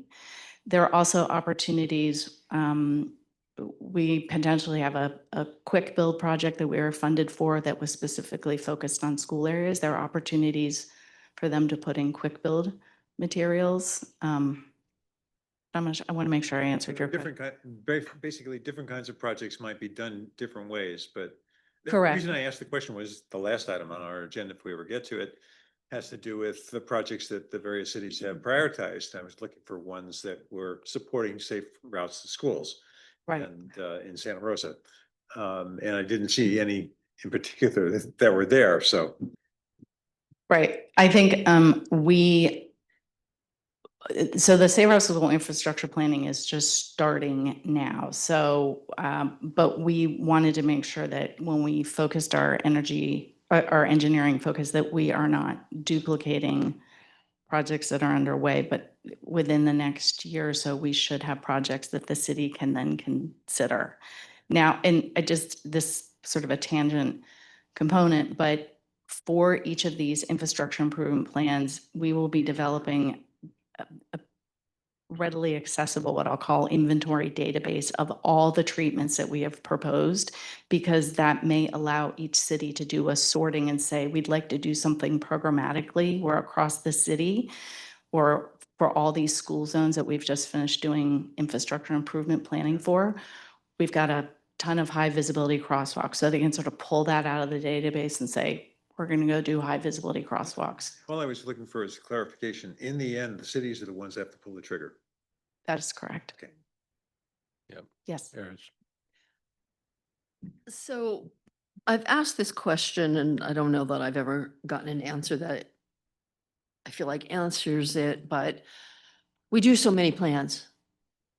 And we just finished, every jurisdiction has an active transportation plan and we have a countywide plan. And I know that areas around schools were heavily weighted in the projects that got in that plan. So how does doing this other plan on top of the plan that's already done, where's the value add? So the synergy is that for each school we look at in that jurisdiction, are any of the streets within that school zone a part of the active transportation plan? And we will specifically focus on, we will look at those segments. I'm trying to think specifically in Healdsburg, for example. Healdsburg Avenue is called out in the ATP, and that runs right past the school. And so we said we want to make sure that we apply treatments there, and we are redesigning that corridor. So in many ways, Safe Routes to School is helping to achieve the active transportation plan goals of those corridors, because now we have a concept plan that is built out with bike lanes and curb extensions and reconfigured intersections that Healdsburg then actually took that concept and submitted for funding to build out. So our plans are 10% in this 10% design. So yours are more you're at a higher level of granularity. We're getting down to the actual, Okay. what treatment is going at what location, and pressure testing and saying, we can do curb extensions here, we can do mid-block crossings, so that that actual treatment is then costed out. And the city knows, okay, if I bundle all these treatments together, it's going to cost this much. I need to go find that money. Okay, thank you. Sure. Thank you. Stephanie, last question. When you were, sorry, talking about other organizations, I'm not sure if you all know of an organization called Let Grow. Let Grow? Yeah, but they are like, they really focus on letting kids have more autonomy. Mhm. So it just feels like it's a great Sure. kind of organization to potentially look at, because it talks about trying to encourage parents to be able to let kids have more autonomy. Because that's also this thing, it's like schools can try and, but you also have to reach the parent to feel comfortable enough to let their kids. And so Absolutely. they have lots and lots of research on why it's great to have kids have autonomy and be able to bike or rock or do these other things on their own. to be the free range kids that we were, right? So, and just, I don't know how it could maybe fit in, but I know that sports are also another thing that are often held at schools. And so also just like another angle of ways that kids also transport in groups and get around. And so I know like my kids, that's how they get to their sports things. And there's actually a lot of kids that do. So it just like is potentially another angle to be focusing a lot of that attention. It's called Let Go. Let grow. Oh, let grow. The website is Dana, letgrow.org. Christina, Margot, and David, thank you guys all for a robust discussion. Appreciate you guys. Thank you. Did you have another comment, Dwayne? Just a reminder that we are out of time, so as short as you can make it, please. Oh, you know, most of my time is always limited, so tell me the limit, that's what I get. Less 10 minutes minus. Here's what we're gonna do. We're 15 minutes overdue. Thank everybody here for the No, wonderful. minus 10 presentation. minutes. The wonderful presentations today have been very helpful for a basic member of the community to understand what's occurring. I'm especially grateful to what we just heard because it explained far better than anything that has ever occurred at these meetings for me as an observer. With that in mind, there's an organization called Walk 21. It's been around for decades. It's international. They came up with the walking bus idea decades ago. I was fortunate to go to their conferences in Copenhagen 20 years ago, Zurich 19 years ago. I was on the Sonoma County Bicycle and Pedestrian Advisory Committee for a number of years. One of the things that's most important on all of this is planning is politics. That's the key to it all right? And so you're going to get this great information that's going to come forward. And I'm a proud alumni of Roseland School. It's sad to see that its number is so high because it has such difficulties. The decisions that are going to come forward will be given higher prioritization, if you will, if this body gives a directive of sorts and says, yes, we agree with something here, we agree with something there, that type situation. The new superintendent of Roseland School District, the former principal of Elsie Allen High School, didn't know about this meeting today, didn't know about these types of things that occur. So I'll go back to that person as a volunteer, having no pecuniary interest. I got that term from. Oh, I like that. I got that term from Ernie Carpenter 25 years ago. God. Nothing but a good We time. got something from Ernie. That's Yeah, good. there you go. That's all we ever got from Ernie. And he spelled his name with an A, E-A-R-N. Anyway, I digress. Where we're going with this is that we can get some better stuff going on if you folks now are able to embrace all the information that's going to come forward and helpfully, that's the key word, helpfully give advice to the jurisdictional agencies, then we'll be seeking funding and going forward. I'm going to volunteer my time and effort to help the Roseland School District, but I'm not a one-trick pony. I'm trying to look at the entire county, and I was a medic when I was a boy, started in Boy Scouts, then the Army, the whole deal.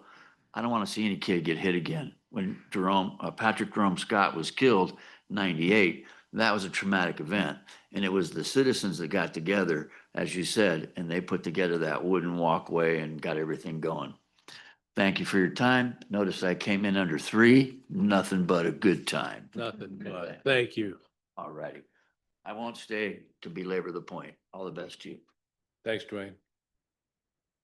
All right, Brenton, you're up. You got minus 10 minutes too. Let's see. Yes, thank you. No, I'll do it. That's fine. Perfect. All right. Hello, everyone. I'm Brenton Hare, the fiscal analyst for the SCTCA. I see I need to update my header. And so these will be the Measure M and Go Sonoma financials for the month ending June 30th. So this is the end of the prior fiscal year.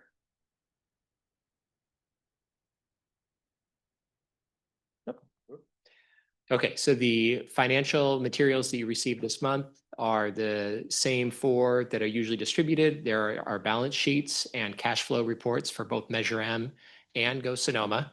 And they're including year-to-date and program-to-date financials for Measure M. And I believe just year-to-date for Go Sonoma, but we will start including both for Go Sonoma going forward since we're extending into 2 years of the program now. All right, we are starting with the financials, for Measure M exclusively. Revenues in June were $3,825,000, and that brings the year-to-date revenues to $28,893,000, and the expenses of $6,218,000 bring the year-to-date expenses to $27,013,000. And Measure M is still sitting with a comfortable cash balance of $81,143,000. So the revenues in June for Measure M are low, and as you see miscellaneous, there were no more Measure M tax revenues, which is why the numbers are down. The $1.8 million interfund transfer, you'll see a matching expense on the expense side. This is just a transfer between funds from Highway 101 to bike ped and local street repair. It was a pre-agreed transfer. There were $876,000 in unrealized gains for the year-end accounting done by the auditor controller, $790,000 in interest on the pooled cash, and then $184,000 in federal pass-through dollars for the Safe Route to School program, and $165,000 in MTC reimbursements, and those are for RM3 programs. This is the year-over-year comparison chart for taxes. Of note, these are comparing Go Sonoma taxes for June to Measure M taxes previously. So they're bundled together here, even though the dollars actually hit separate funds and are a result of the separate tax measures. So the taxes in June that we received are $2,528,115, which it's nice to see are up 3.2% from where they were last year. And if you look at the year-to-date earned and received, we're getting closer to even, which is good. Year-to-date earned was $25,899,000, and year-to-date received $31,440,000. One thing to note, just kind of an interesting thing, our HDL projection for the year was down 0.8%, so they are spot on. All right, and the June expenses for Measure M, $6,218,000. $4,146,000 of that was contributions to other governments. That was the final payment for the local street repair and local transit programs. And then there's the $1,811,000 transfer and $176,000 in consulting services. All right, and Go Sonoma, here's the revenues that we're missing with Measure M.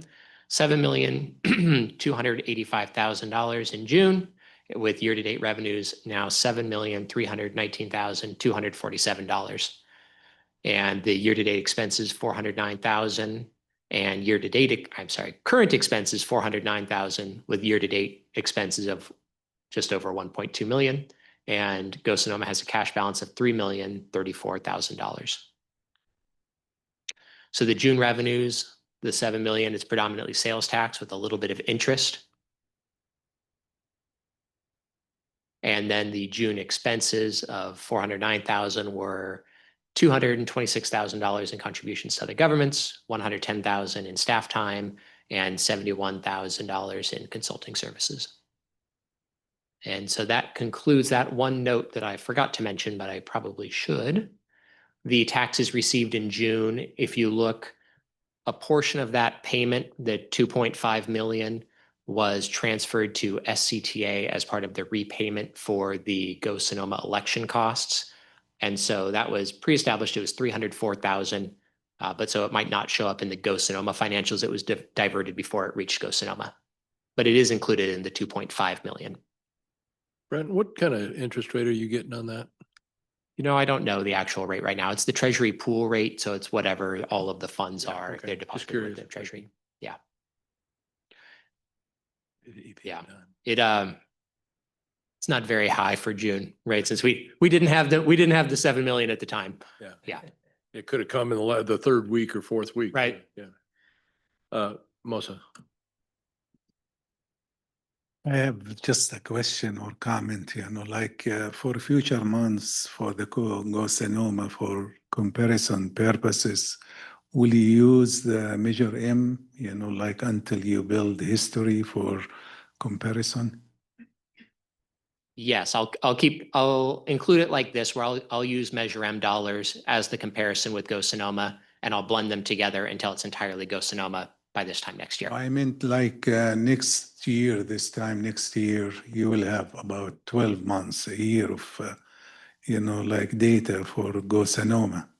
So when we compare it, to have an understanding, probably compare it with the, the measure M, like are we collecting, like enough or comparable, money in comparison? I wouldn't think we would need to other than just year over year like this. So I think by this time next year, we'll have an entire year of Go Sonoma. And so when we look back 1 year, it will be at Go Sonoma taxes again. So if we look back to Measure M taxes, it would be 2 years back. And I think there'd be too big of a lag, unless I'm misunderstanding. What are you mainly concerned with? Most of the. What I mean, in sales tax revenue is? now we have 25, 26 or for Go Sonoma? Yes, we're entering. Okay, fiscal the end of June next year, that's the end of the fiscal year, right? Correct. So we will know how much money we collected for Go Sonoma. Yes. So that's, we call it 26 or 25. Yeah. We need to compare it with the year before. The year before, we don't have any Go Sonoma. We have Measure M. What I meant, let us compare it with what we collected in the previous, fiscal year, to have an, that's what I meant. And we do track based on not only Go Sonoma revenues and Measure M and track it historically. So we've been tracking Go Sonoma collections since the beginning of the Go Sonoma measure compared to collection of Measure M. So we have that 20-year history showing how the sales tax has grown over time. It's still the same rate, so it's still the same amount of tax being collected, but we definitely see that historic growth over time. And we'll be We able will to track that continue. going forward. Okay, got it. Thank you. Danny? A quick question, balance sheet, Measure M, local streets and, local streets projects, there's $1 million deferred revenue. I was just confused what that would be, knowing that the project, so I'm not sure if you have that answer, you don't have to do it now, you can email me later. So, I can take a look. Is that local street repair or local street project? projects, Okay, I'd have to take a look. yeah, and so I just was thinking, why would we have deferred revenue still at this stage of the game for our Metro M project? So anyway, that's, Let me make a note real quick. thank you. Thank you, Brendan.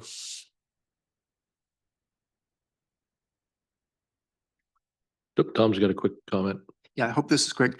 I noticed that you said Measure M generated 790,000 roughly in pooled interest. Is that a number, if we don't hit that budget in the next fiscal year, how do you expect that interest payment to accrue over the next couple of years? Yeah, so it's the interest that the actual funds in the accounts have earned. And so we deposit that interest based on each fund. And so we always budget very conservatively and assume that we're going to get a low amount of interest. More recently, with higher interest rates, we've been getting more in, so we've been a little bit more optimistic, but we're going to be very conservative going forward on how much interest that we expect to come in. And does that mean that new interest is allocated to the sub buckets as it was in the original measure? Correct. So we're continuing to deposit interest based on each account in Measure M for those funds that still have money left in them. As mentioned earlier, we have completely paid out the LSR and LBT accounts. So those accounts have zero interest, zero funds in them. And then for the new Go Sonoma funds, each account will have its own interest earnings as well. Thank you. Great. Thank you. Thanks, Brendan. David? Thank you very much.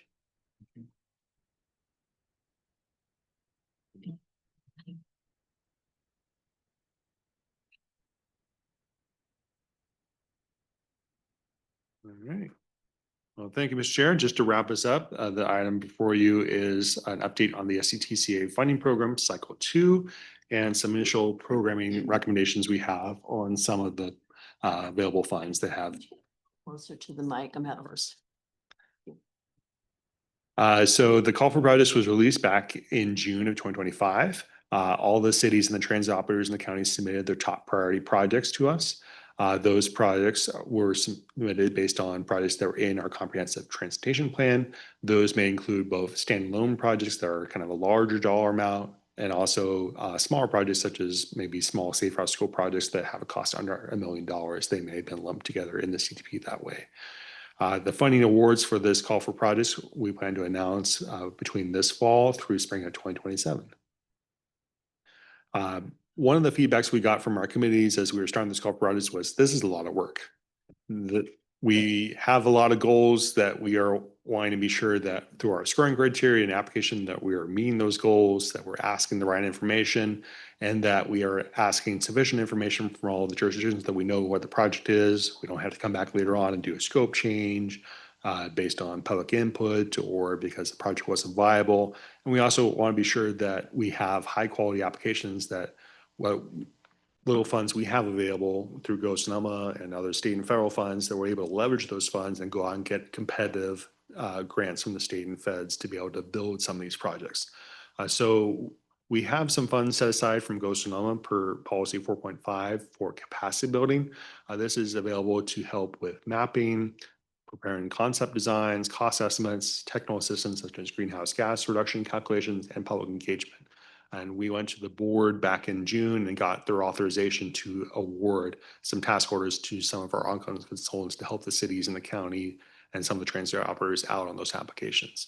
So overall, we had 60 applications from the jurisdictions and the transit operator that use that technical assistance, and kind of a little bit mixed bag based on the jurisdictions and the consultants, but we feel that it was success and we want to keep this as a good practice going forward. We ended up receiving a total of 72 applications that were submitted by the local jurisdictions and the transit operators. On the table on the right, you can kind of see the breakdown between the various cities, the county, the transit operators on what applications they were submitted. We had a maximum of 10 applications for the city of Santa Rosa and the county of Sonoma based on their larger jurisdiction size. And then all the other cities and the transit operators also had a maximum of 5 applications they could submit. The total amount of the funds requested was almost 792 million. And a summary of those applications included in your packet for today. We will be updating that summary based on quality control and inputs and corrections we get from the local jurisdictions as we continue to make sure that everything is correct. And future versions of that spreadsheet that are included in the packet will have a live link, so you can click on the link and it'll go to the application form once we have that all uploaded. So we'll be able to provide that to you in the future. Just to kind of quickly go down the list, City of Cloverdale submitted 3 applications, Cotati 5, Healdsburg and Petaluma 5 each, City of Roaring Park 2 applications, City of Santa Rosa 9 applications, cities of Sebastopol and Sonoma 5 each. The county submitted all 10 of the applications they're allowed, and the town of Windsor 5 applications.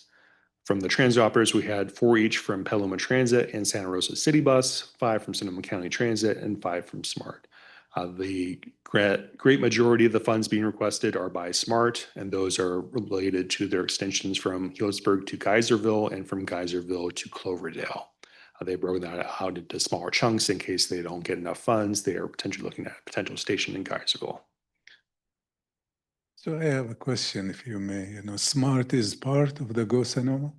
SMART is eligible to receive Go Sonoma funds. Even though they have their through own the cities. sales tax measure? Through which? They are not directly called out in the Go Sonoma measure as being eligible to receive funds. However, staff have interpreted that if a city or the county are applying for a project, then they can ask for Go Sonoma funds on behalf of SMART. But I should note that this call for projects is not just for Go Sonoma funds, it's for a variety of federal, state, and local funds. Just one other clarification on the slide you're talking about SMART. When I read that, it sounded like this included funds to go to Healdsburg as well. They submitted an application that said from Windsor to Cloverdale. So I suspect that they did that intentionally in case they have any cost overruns for the extension to Healdsburg. But we'll be asking for clarification on that. Okay, so because I was going to ask the question, how much of the funds was to get to Healdsburg? How much was it beyond? The applications that they submitted, the narrative said from Windsor to Cloverdale, but the dollar amounts they provided in their backup documentation were only from Healdsburg to Geyserville and from Geyserville to Cloverdale. But I suspect that they were trying to maintain some flexibility there. Tom? I'm just noticing the discrepancy in size of the transit asks, the different groups. The Sonoma County Transit asking only 9 million, I guess that is. Whereas City Bus is 21 and Petaluma is even more than Santa Rosa. I mean, more than the whole county. Have you noticed any other surprising discrepancies between the jurisdictions relative to their hypothetical need, which is in terms of customers served or something? We haven't looked at that granular level of detail of, well, based on this size of city, we expect them to request this much. Anecdotally, I could say that given the size of the city in Santa Rosa, I can expect them to ask for more funds, but they may be right sizing their project needs based on their priorities. That is something the city has been doing based on years of going after very large capital improvement projects, never getting funds for them, never having funds to maintain those projects when they're built. So they are looking at smaller applications in this case. Some of the other cities are looking at some larger projects. And then the transit operators, their needs really kind of vary. For Sonoma County Transit, they have some bus replacements, as do Santa Rosa City Bus and Petaluma Transit, but they don't have large capital or operating assistant requests like some of the other operators have. So it really just depends from jurisdiction to jurisdiction and transit operator on what their needs were. Thank you. So the smart thing, was it like a staff decision or a board, SCTA board decision? So some of the jurisdictions and the transit operators took their priorities to their boards for their input. Other ones were submitted directly by staff. I can't tell you for all the jurisdictions what their process was. For SMART specifically, their number one priority is their extension to Cloverdale, and staff have followed that directive from their board. Will it go to the board then? That item, I don't believe went to their board, but that has been their directive from their board for a number of years in their strategic planning process to complete their extension to Cloverdale. Yeah, I found some more of this big confusing. I saw discontinuities between, for instance, Santa Rosa City Bus talked about supporting the mascots effort and what their costs would be. I saw nothing from the county transit on supporting mascots. And then I also had a question as far as SMART with bringing the feeding SMART. And they actually have an item there saying, oh, we want to put in shuttles and whatever else. And why are not the bus districts doing that? So Santa Rosa City Bus, as part of their mascots implementation, is also asking for operational improvements to connect better with SMART. So that is their kind of mascots implementation, along with some more planning work there.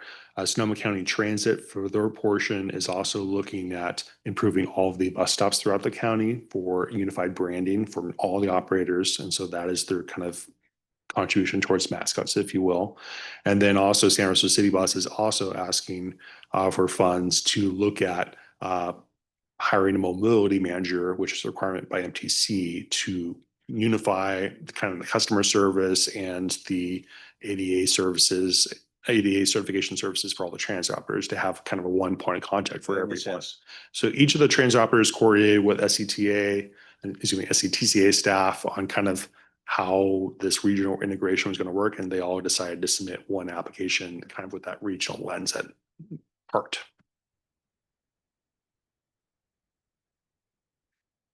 Just going through the actions we have for you tonight. So we have two time-sensitive funding sources for your consideration tonight. The first is the 2026 State Transportation Improvement Program, which is very much a capital funding source that we have that are funded by state and federal funds. And then the 2024 Local Partnership Formulaic Program, which is the funding source that we receive by formula through the state under Senate Bill 1. Normally, we receive around 5 to 8 million annually in STIP funds. And then, unfortunately, they were a little over optimistic, I want to say, in the last cycle, and were able to fund more projects than they probably should have based on gas tax revenues and transitions to electric vehicles. Those numbers are going down. And so while we originally thought we were going to get about 16 million this cycle, we only have about 3.28 million available for projects this cycle. because of that, on the next slide, you'll see we added some additional funds for consideration in the coming months for potential projects that could receive funds. In addition to that 3.28 million in STIP funds we have available, we owe 3.4 million to MTC for a past project that was used to widen Highway 101 in the Marin Sonoma Narrows. We were able to defer that for 4 years, and now MTC is saying your check is due. We have plans for that funds, and so we have to give MTC that programming capacity. In addition, we program up to 5% of the funds for our staff time to plan, program, monitor, STIP, and other projects, and so the allowed percentage available for our staff this cycle is 209,000. So we looked at all the projects that were submitted, all 72 of them, to figure out, are there projects that could use these funds right away? For the STIP funds, we have to submit our nominations to MTC in October so that MTC can go through their process and have the state approve the STIP in March of next year. Those are for funds in fiscal years 2930 and 3031. So they're a ways out, and there's a number of requirements on them as well that make it difficult for local agencies to deliver them. We looked at project readiness, funds being leveraged, and whether or not they have completed a Caltrans project initiation document or the equivalent kind of scoping document. We also looked at what other funds are being kind of at risk and other factors throughout the county. And as mentioned, we really need to get action on this this month and next month. We need your approval tonight on this item, and this item will be also going to the technical advisory committee on Thursday to go to the board in September in time to submit to MTC by their October deadline. Is there a motion to approve? I can go through the rest of the recommendations if you like, Mr. Chair. I'm trying to shorten the meeting. Okay. Want to see the rest of the recommendations before we make a motion? Something, we ought to know what it is that we're approving, because I don't know what we've been approving yet. Okay. Go quick. I'll try to go fast. So here's the table showing the updated funding amounts. Originally, we thought we are going to have about 100 million because the STIP came in much lower. We are down to 90 million after adding in about 2.7 million of TFCA funds. And then we're assuming for some of the projects that are eligible for Measure M Bike and Ped and Measure M LSP projects, we'll probably be looking at, can we have some funds go to those in the future? So the first project we're recommending for funding is the Windsor Downtown Pedestrian Bicycle Crossing on US 101. This committee received an update on that project a few months ago from Town of Windsor staff. It would widen the old railroad highway undercrossing using retaining walls to provide a separate 8-foot sidewalk and 10-foot bike path on each side of the undercrossing. This project was received partial funds last cycle from OBAG 3 and also 600,000 from Go Sonoma, with the idea that the town would go out and try to compete for additional funds to construct the project. Since then, they have completed the environmental phase a couple weeks ago, and they had applied for Senate Bill 1s to construct the project, but they were unsuccessful. Staff are recommending a little bit over 1 million of SB1 local partnership for Lake funds. That would give the town enough funds to at least do improvements on one side of the undercrossing, perhaps the north side where there's already a lot of pedestrian and bicycle activity, and then go after additional funds to construct the rest of the project. The 2 million of OBAG funds will be lost if the project is not delivered in fiscal year 26-27, and MTC would reprogram those funds to some other project, maybe in San Jose or somewhere else in the region. And so that is why staff is recommending these funds now for this project. The town would still be able to go after other funds. And then since they'd already done a local partnership program application before, they should be able to redo that using these funds pretty easily. Just to kind of show you the project. So those of you that are not familiar with downtown Windsor, you have Highway 101 that kind of cuts off the west side and east side. There are existing bicycle and pedestrian facilities under the undercrossing, but they aren't necessarily the most attractive for people that aren't confident and cyclists or pedestrians. And there's a lot of school activity as well because the middle school is on the east side of town and the high school is on the west side of town.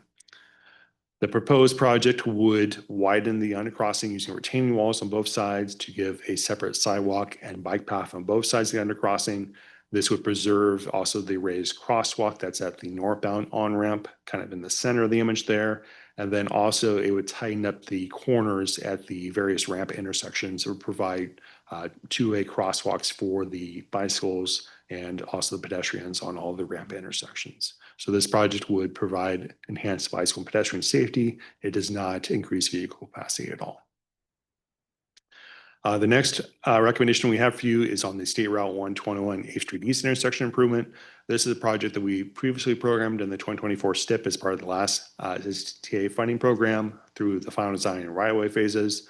We've been working with Caltrans and the county to secure construction funds, and the determination we have come to with Caltrans is we need to chip in a little bit for them to put in some.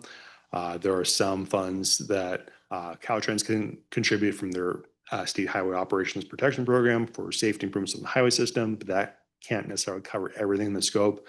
So we're recommending 3.28 million of the STIP funds that we have available be programmed to this project.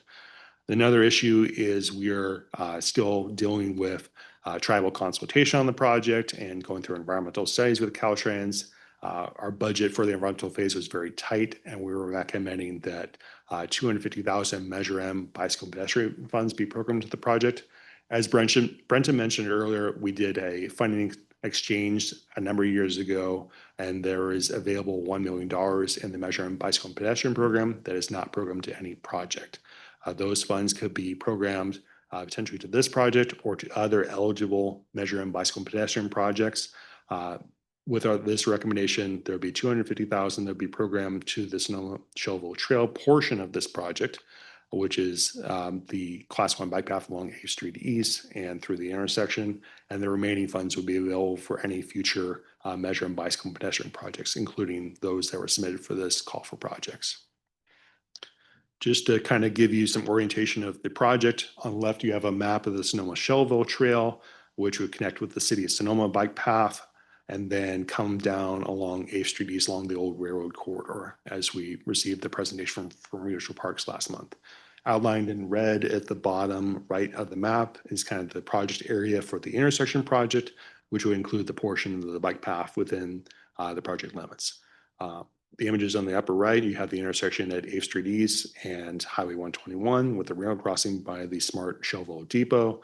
And then the bottom right was from a field meeting we had with our consultant team and Smart a number of months ago. Basically where we were standing is where the bike path would be along 8th Street East.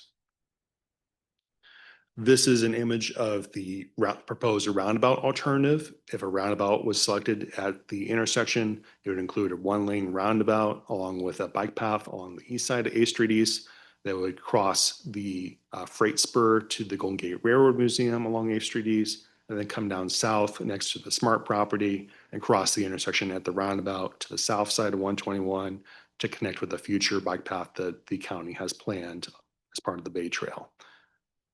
The second alternative would look at a traffic signal, and because of the need to have enough storage space at the signal and to be able to merge traffic back down, it would have a 5-lane cross section there. And so because of that, there's a much larger footprint to the project, both to the west and to the east, and a lot more right-of-way and environmental impacts because you would have to widen and replace the bridge at Shell Creek, just to the east of the project that Caltrans is currently working right now to replace the guardrails.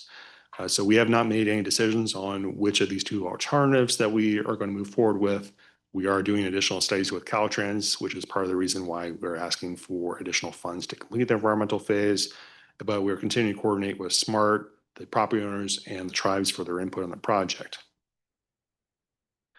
Just to give you the schedule, so here we are in August of 2025. We're asking for your recommendation to the board on the 2026 STIP and the local partnership program recommendations. That would go to the board next month. And then for the remainder of the funds we have available, the rest of that 90 million, we will be working on looking at whether those projects will be eligible for OBAG 4. MTC will launch their call for projects for OBAG 4 in March of 2026.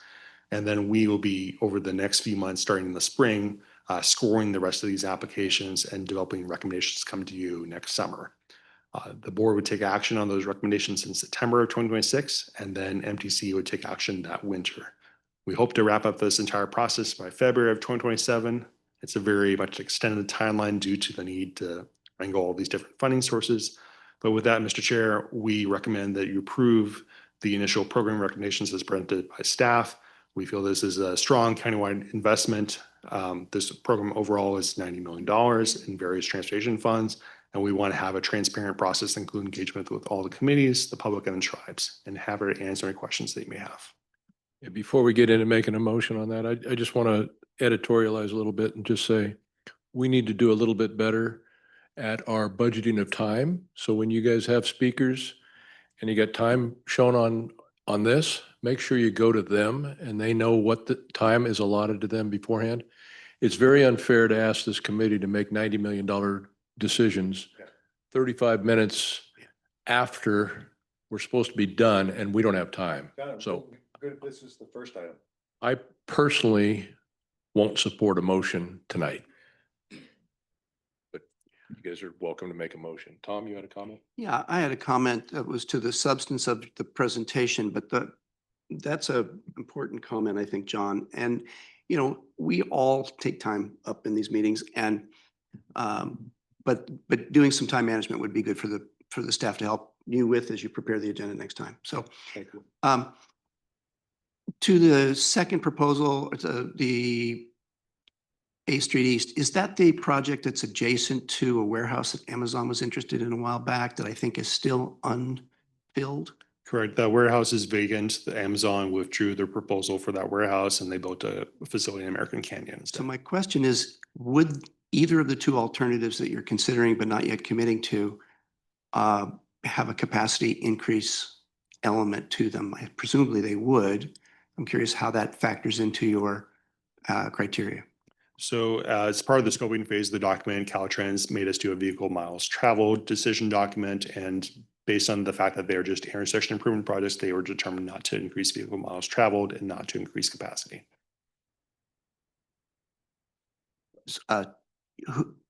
Caltrans did this analysis, or?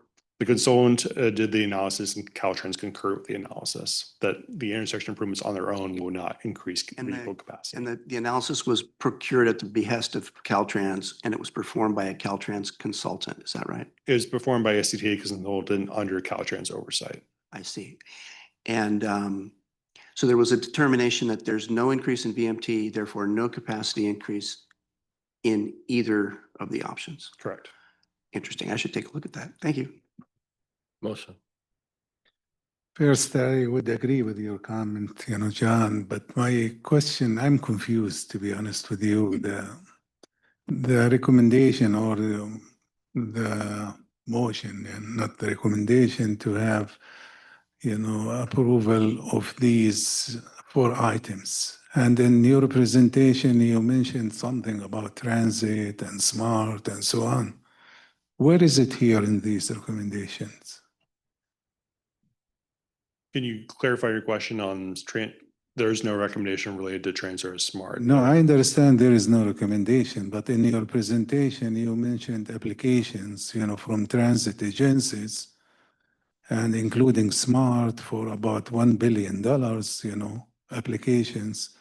But I don't see anything, you excluded these projects, or what's the relationship of these, projects with this motion? So this motion is to program project funding for 2 projects. The remaining projects will be scored and analyzed over the coming 6 months to be able to determine which projects are the best fit to have funding move forward. That includes all the transit projects and all of the remaining roadway projects as well.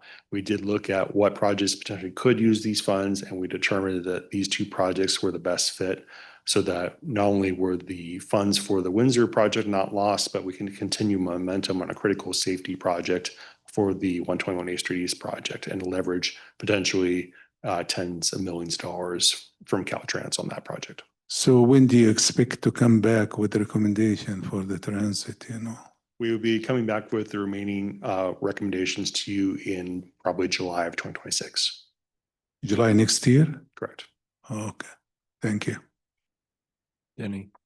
Just for clarification, you're just asking us, you're not approving $90 million. We're just asking a request for these similar items, which have some time commitments of which need to be addressed or else it's lost funds. So I'm going to go ahead and make the motion to go ahead and accept the staff's recommendation for these items that are presented in our program. And I'm going to second that motion because I do support the urgency of not losing these funds. I am nervous about the unallocated decision about which solution in the second project. And I'm nervous about what strikes me as a VMT analysis, which doesn't seem to hold water. If you are improving safety in that location, you're almost certainly improving throughput potential. So it just doesn't make sense to me. So while I'm comfortable seconding the motion, I want to hear more discussion about it tonight before we make a vote on our recommendation. More discussion on the VMT, negligible VMT impact. More discussion on whether this body is comfortable recommending to our board that these projects should go forward as hastily prepared and presented to us today without, in my opinion, sufficient documentation for us to make an informed decision. And so maybe it's a qualified support of Dennis's motion. But maybe Is there such a thing? well, I mean, what I'm concerned about is I feel like we didn't get enough time. I think this is shared around the table that we didn't really get enough time to really thoroughly analyze this. And yet we also do resonate with Dennis's comment about we don't want to lose the funds. So how do we resolve that between now and the board meeting? Perhaps we can. And I see Sean, I might have some response to what I'm saying. So Dennis's motion isn't specific enough for me to even support it.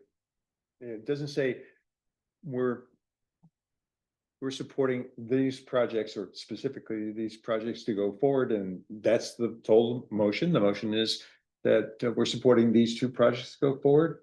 I think his motion was to support the staff recommendation of the 4 projects that are time sensitive. Is that? That's part of it is the part of it is the repayment to MTC. Yes. Okay, so that's one of the projects, right? The next one is the ones that you're gonna be losing the funds for Windsor if you don't, okay, that's 2. All right, the third one has to do with the unknown answers that you have that they haven't figured out yet. The engineering requires and everything else, they haven't got that far. They're saying, can we have enough money to be able to proceed to figure out the answer to that question? And so then they're gonna come up with a solution, but the solution they don't have today. And so that's gonna be coming back to somebody at some point in time that will have more input and decision, but they just need funds to still be able to continue to move forward. And then the fourth one has to do with the planning and the STIP and yeah. So there's that's what the recommendation is today. So is lost revenue if we don't do this moving forward, and 2, give them adequate funding so that they can figure out the answers to your question. So is it discussion now?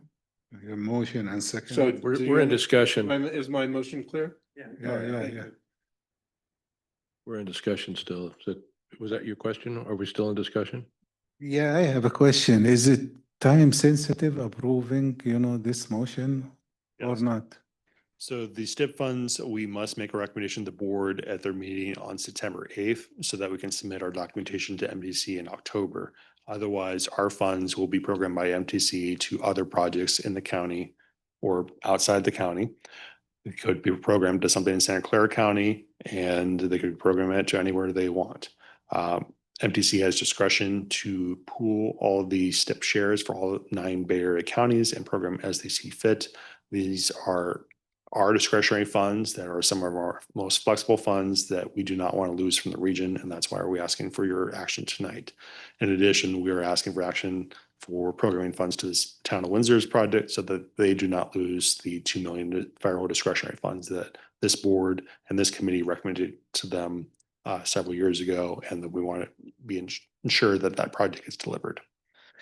Based on your answer, I'll trust, the recommendation of the staff, and I plan to vote yes, And just to add, we are still in the environmental phase of the 121 East Street, so there's only so much I can publicly disclose at this time until the draft environmental document is released, hopefully this winter. Okay, Stephanie? Well, I just want to say, I believe that both of these projects were presented in better detail just pretty recently, which I appreciate, but I also would have really appreciated knowing that we were taking the vote on it tonight, so we could have dived more into it. So just for clarification for future things as well, these should be one of the first items, and we should know about that so we can also review some of the past information that we already had.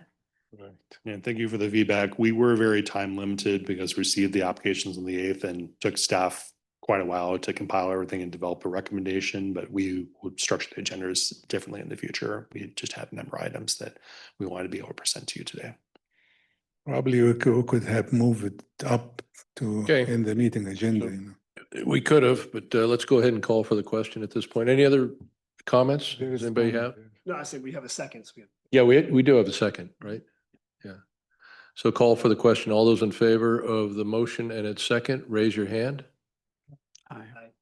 All those opposed? Abstentions? So we have 2 abstentions and no nos. Correct. Motion carries. Very much. Thank you. I know we're out of time, but I do want to put something in the bonnet for next time. We've got, everybody's sitting here 45 minutes past the time. I appreciate that very, very much. What is our ability to drop the 5 organizations that don't show up? What do we have the ability to do as a committee? And if we don't have that ability to do it tonight, I would suggest that we put something on the agenda for September so we can talk about that, and that might affect our quorum problem. Absolutely. I think we could have an item in September, basically suggesting a modification of the admin code. This could also, the other thing that has been brought up in the committee that needs to be solidified is the name change to potentially Community Advisory Committee as opposed to Citizens. And so there has been some foot dragging for other reasons on the admin code update, because it'll be a big one. It'll require showing it to the board once and then bring it to them to a vote. But we can certainly have an item in September, which then would go to the board.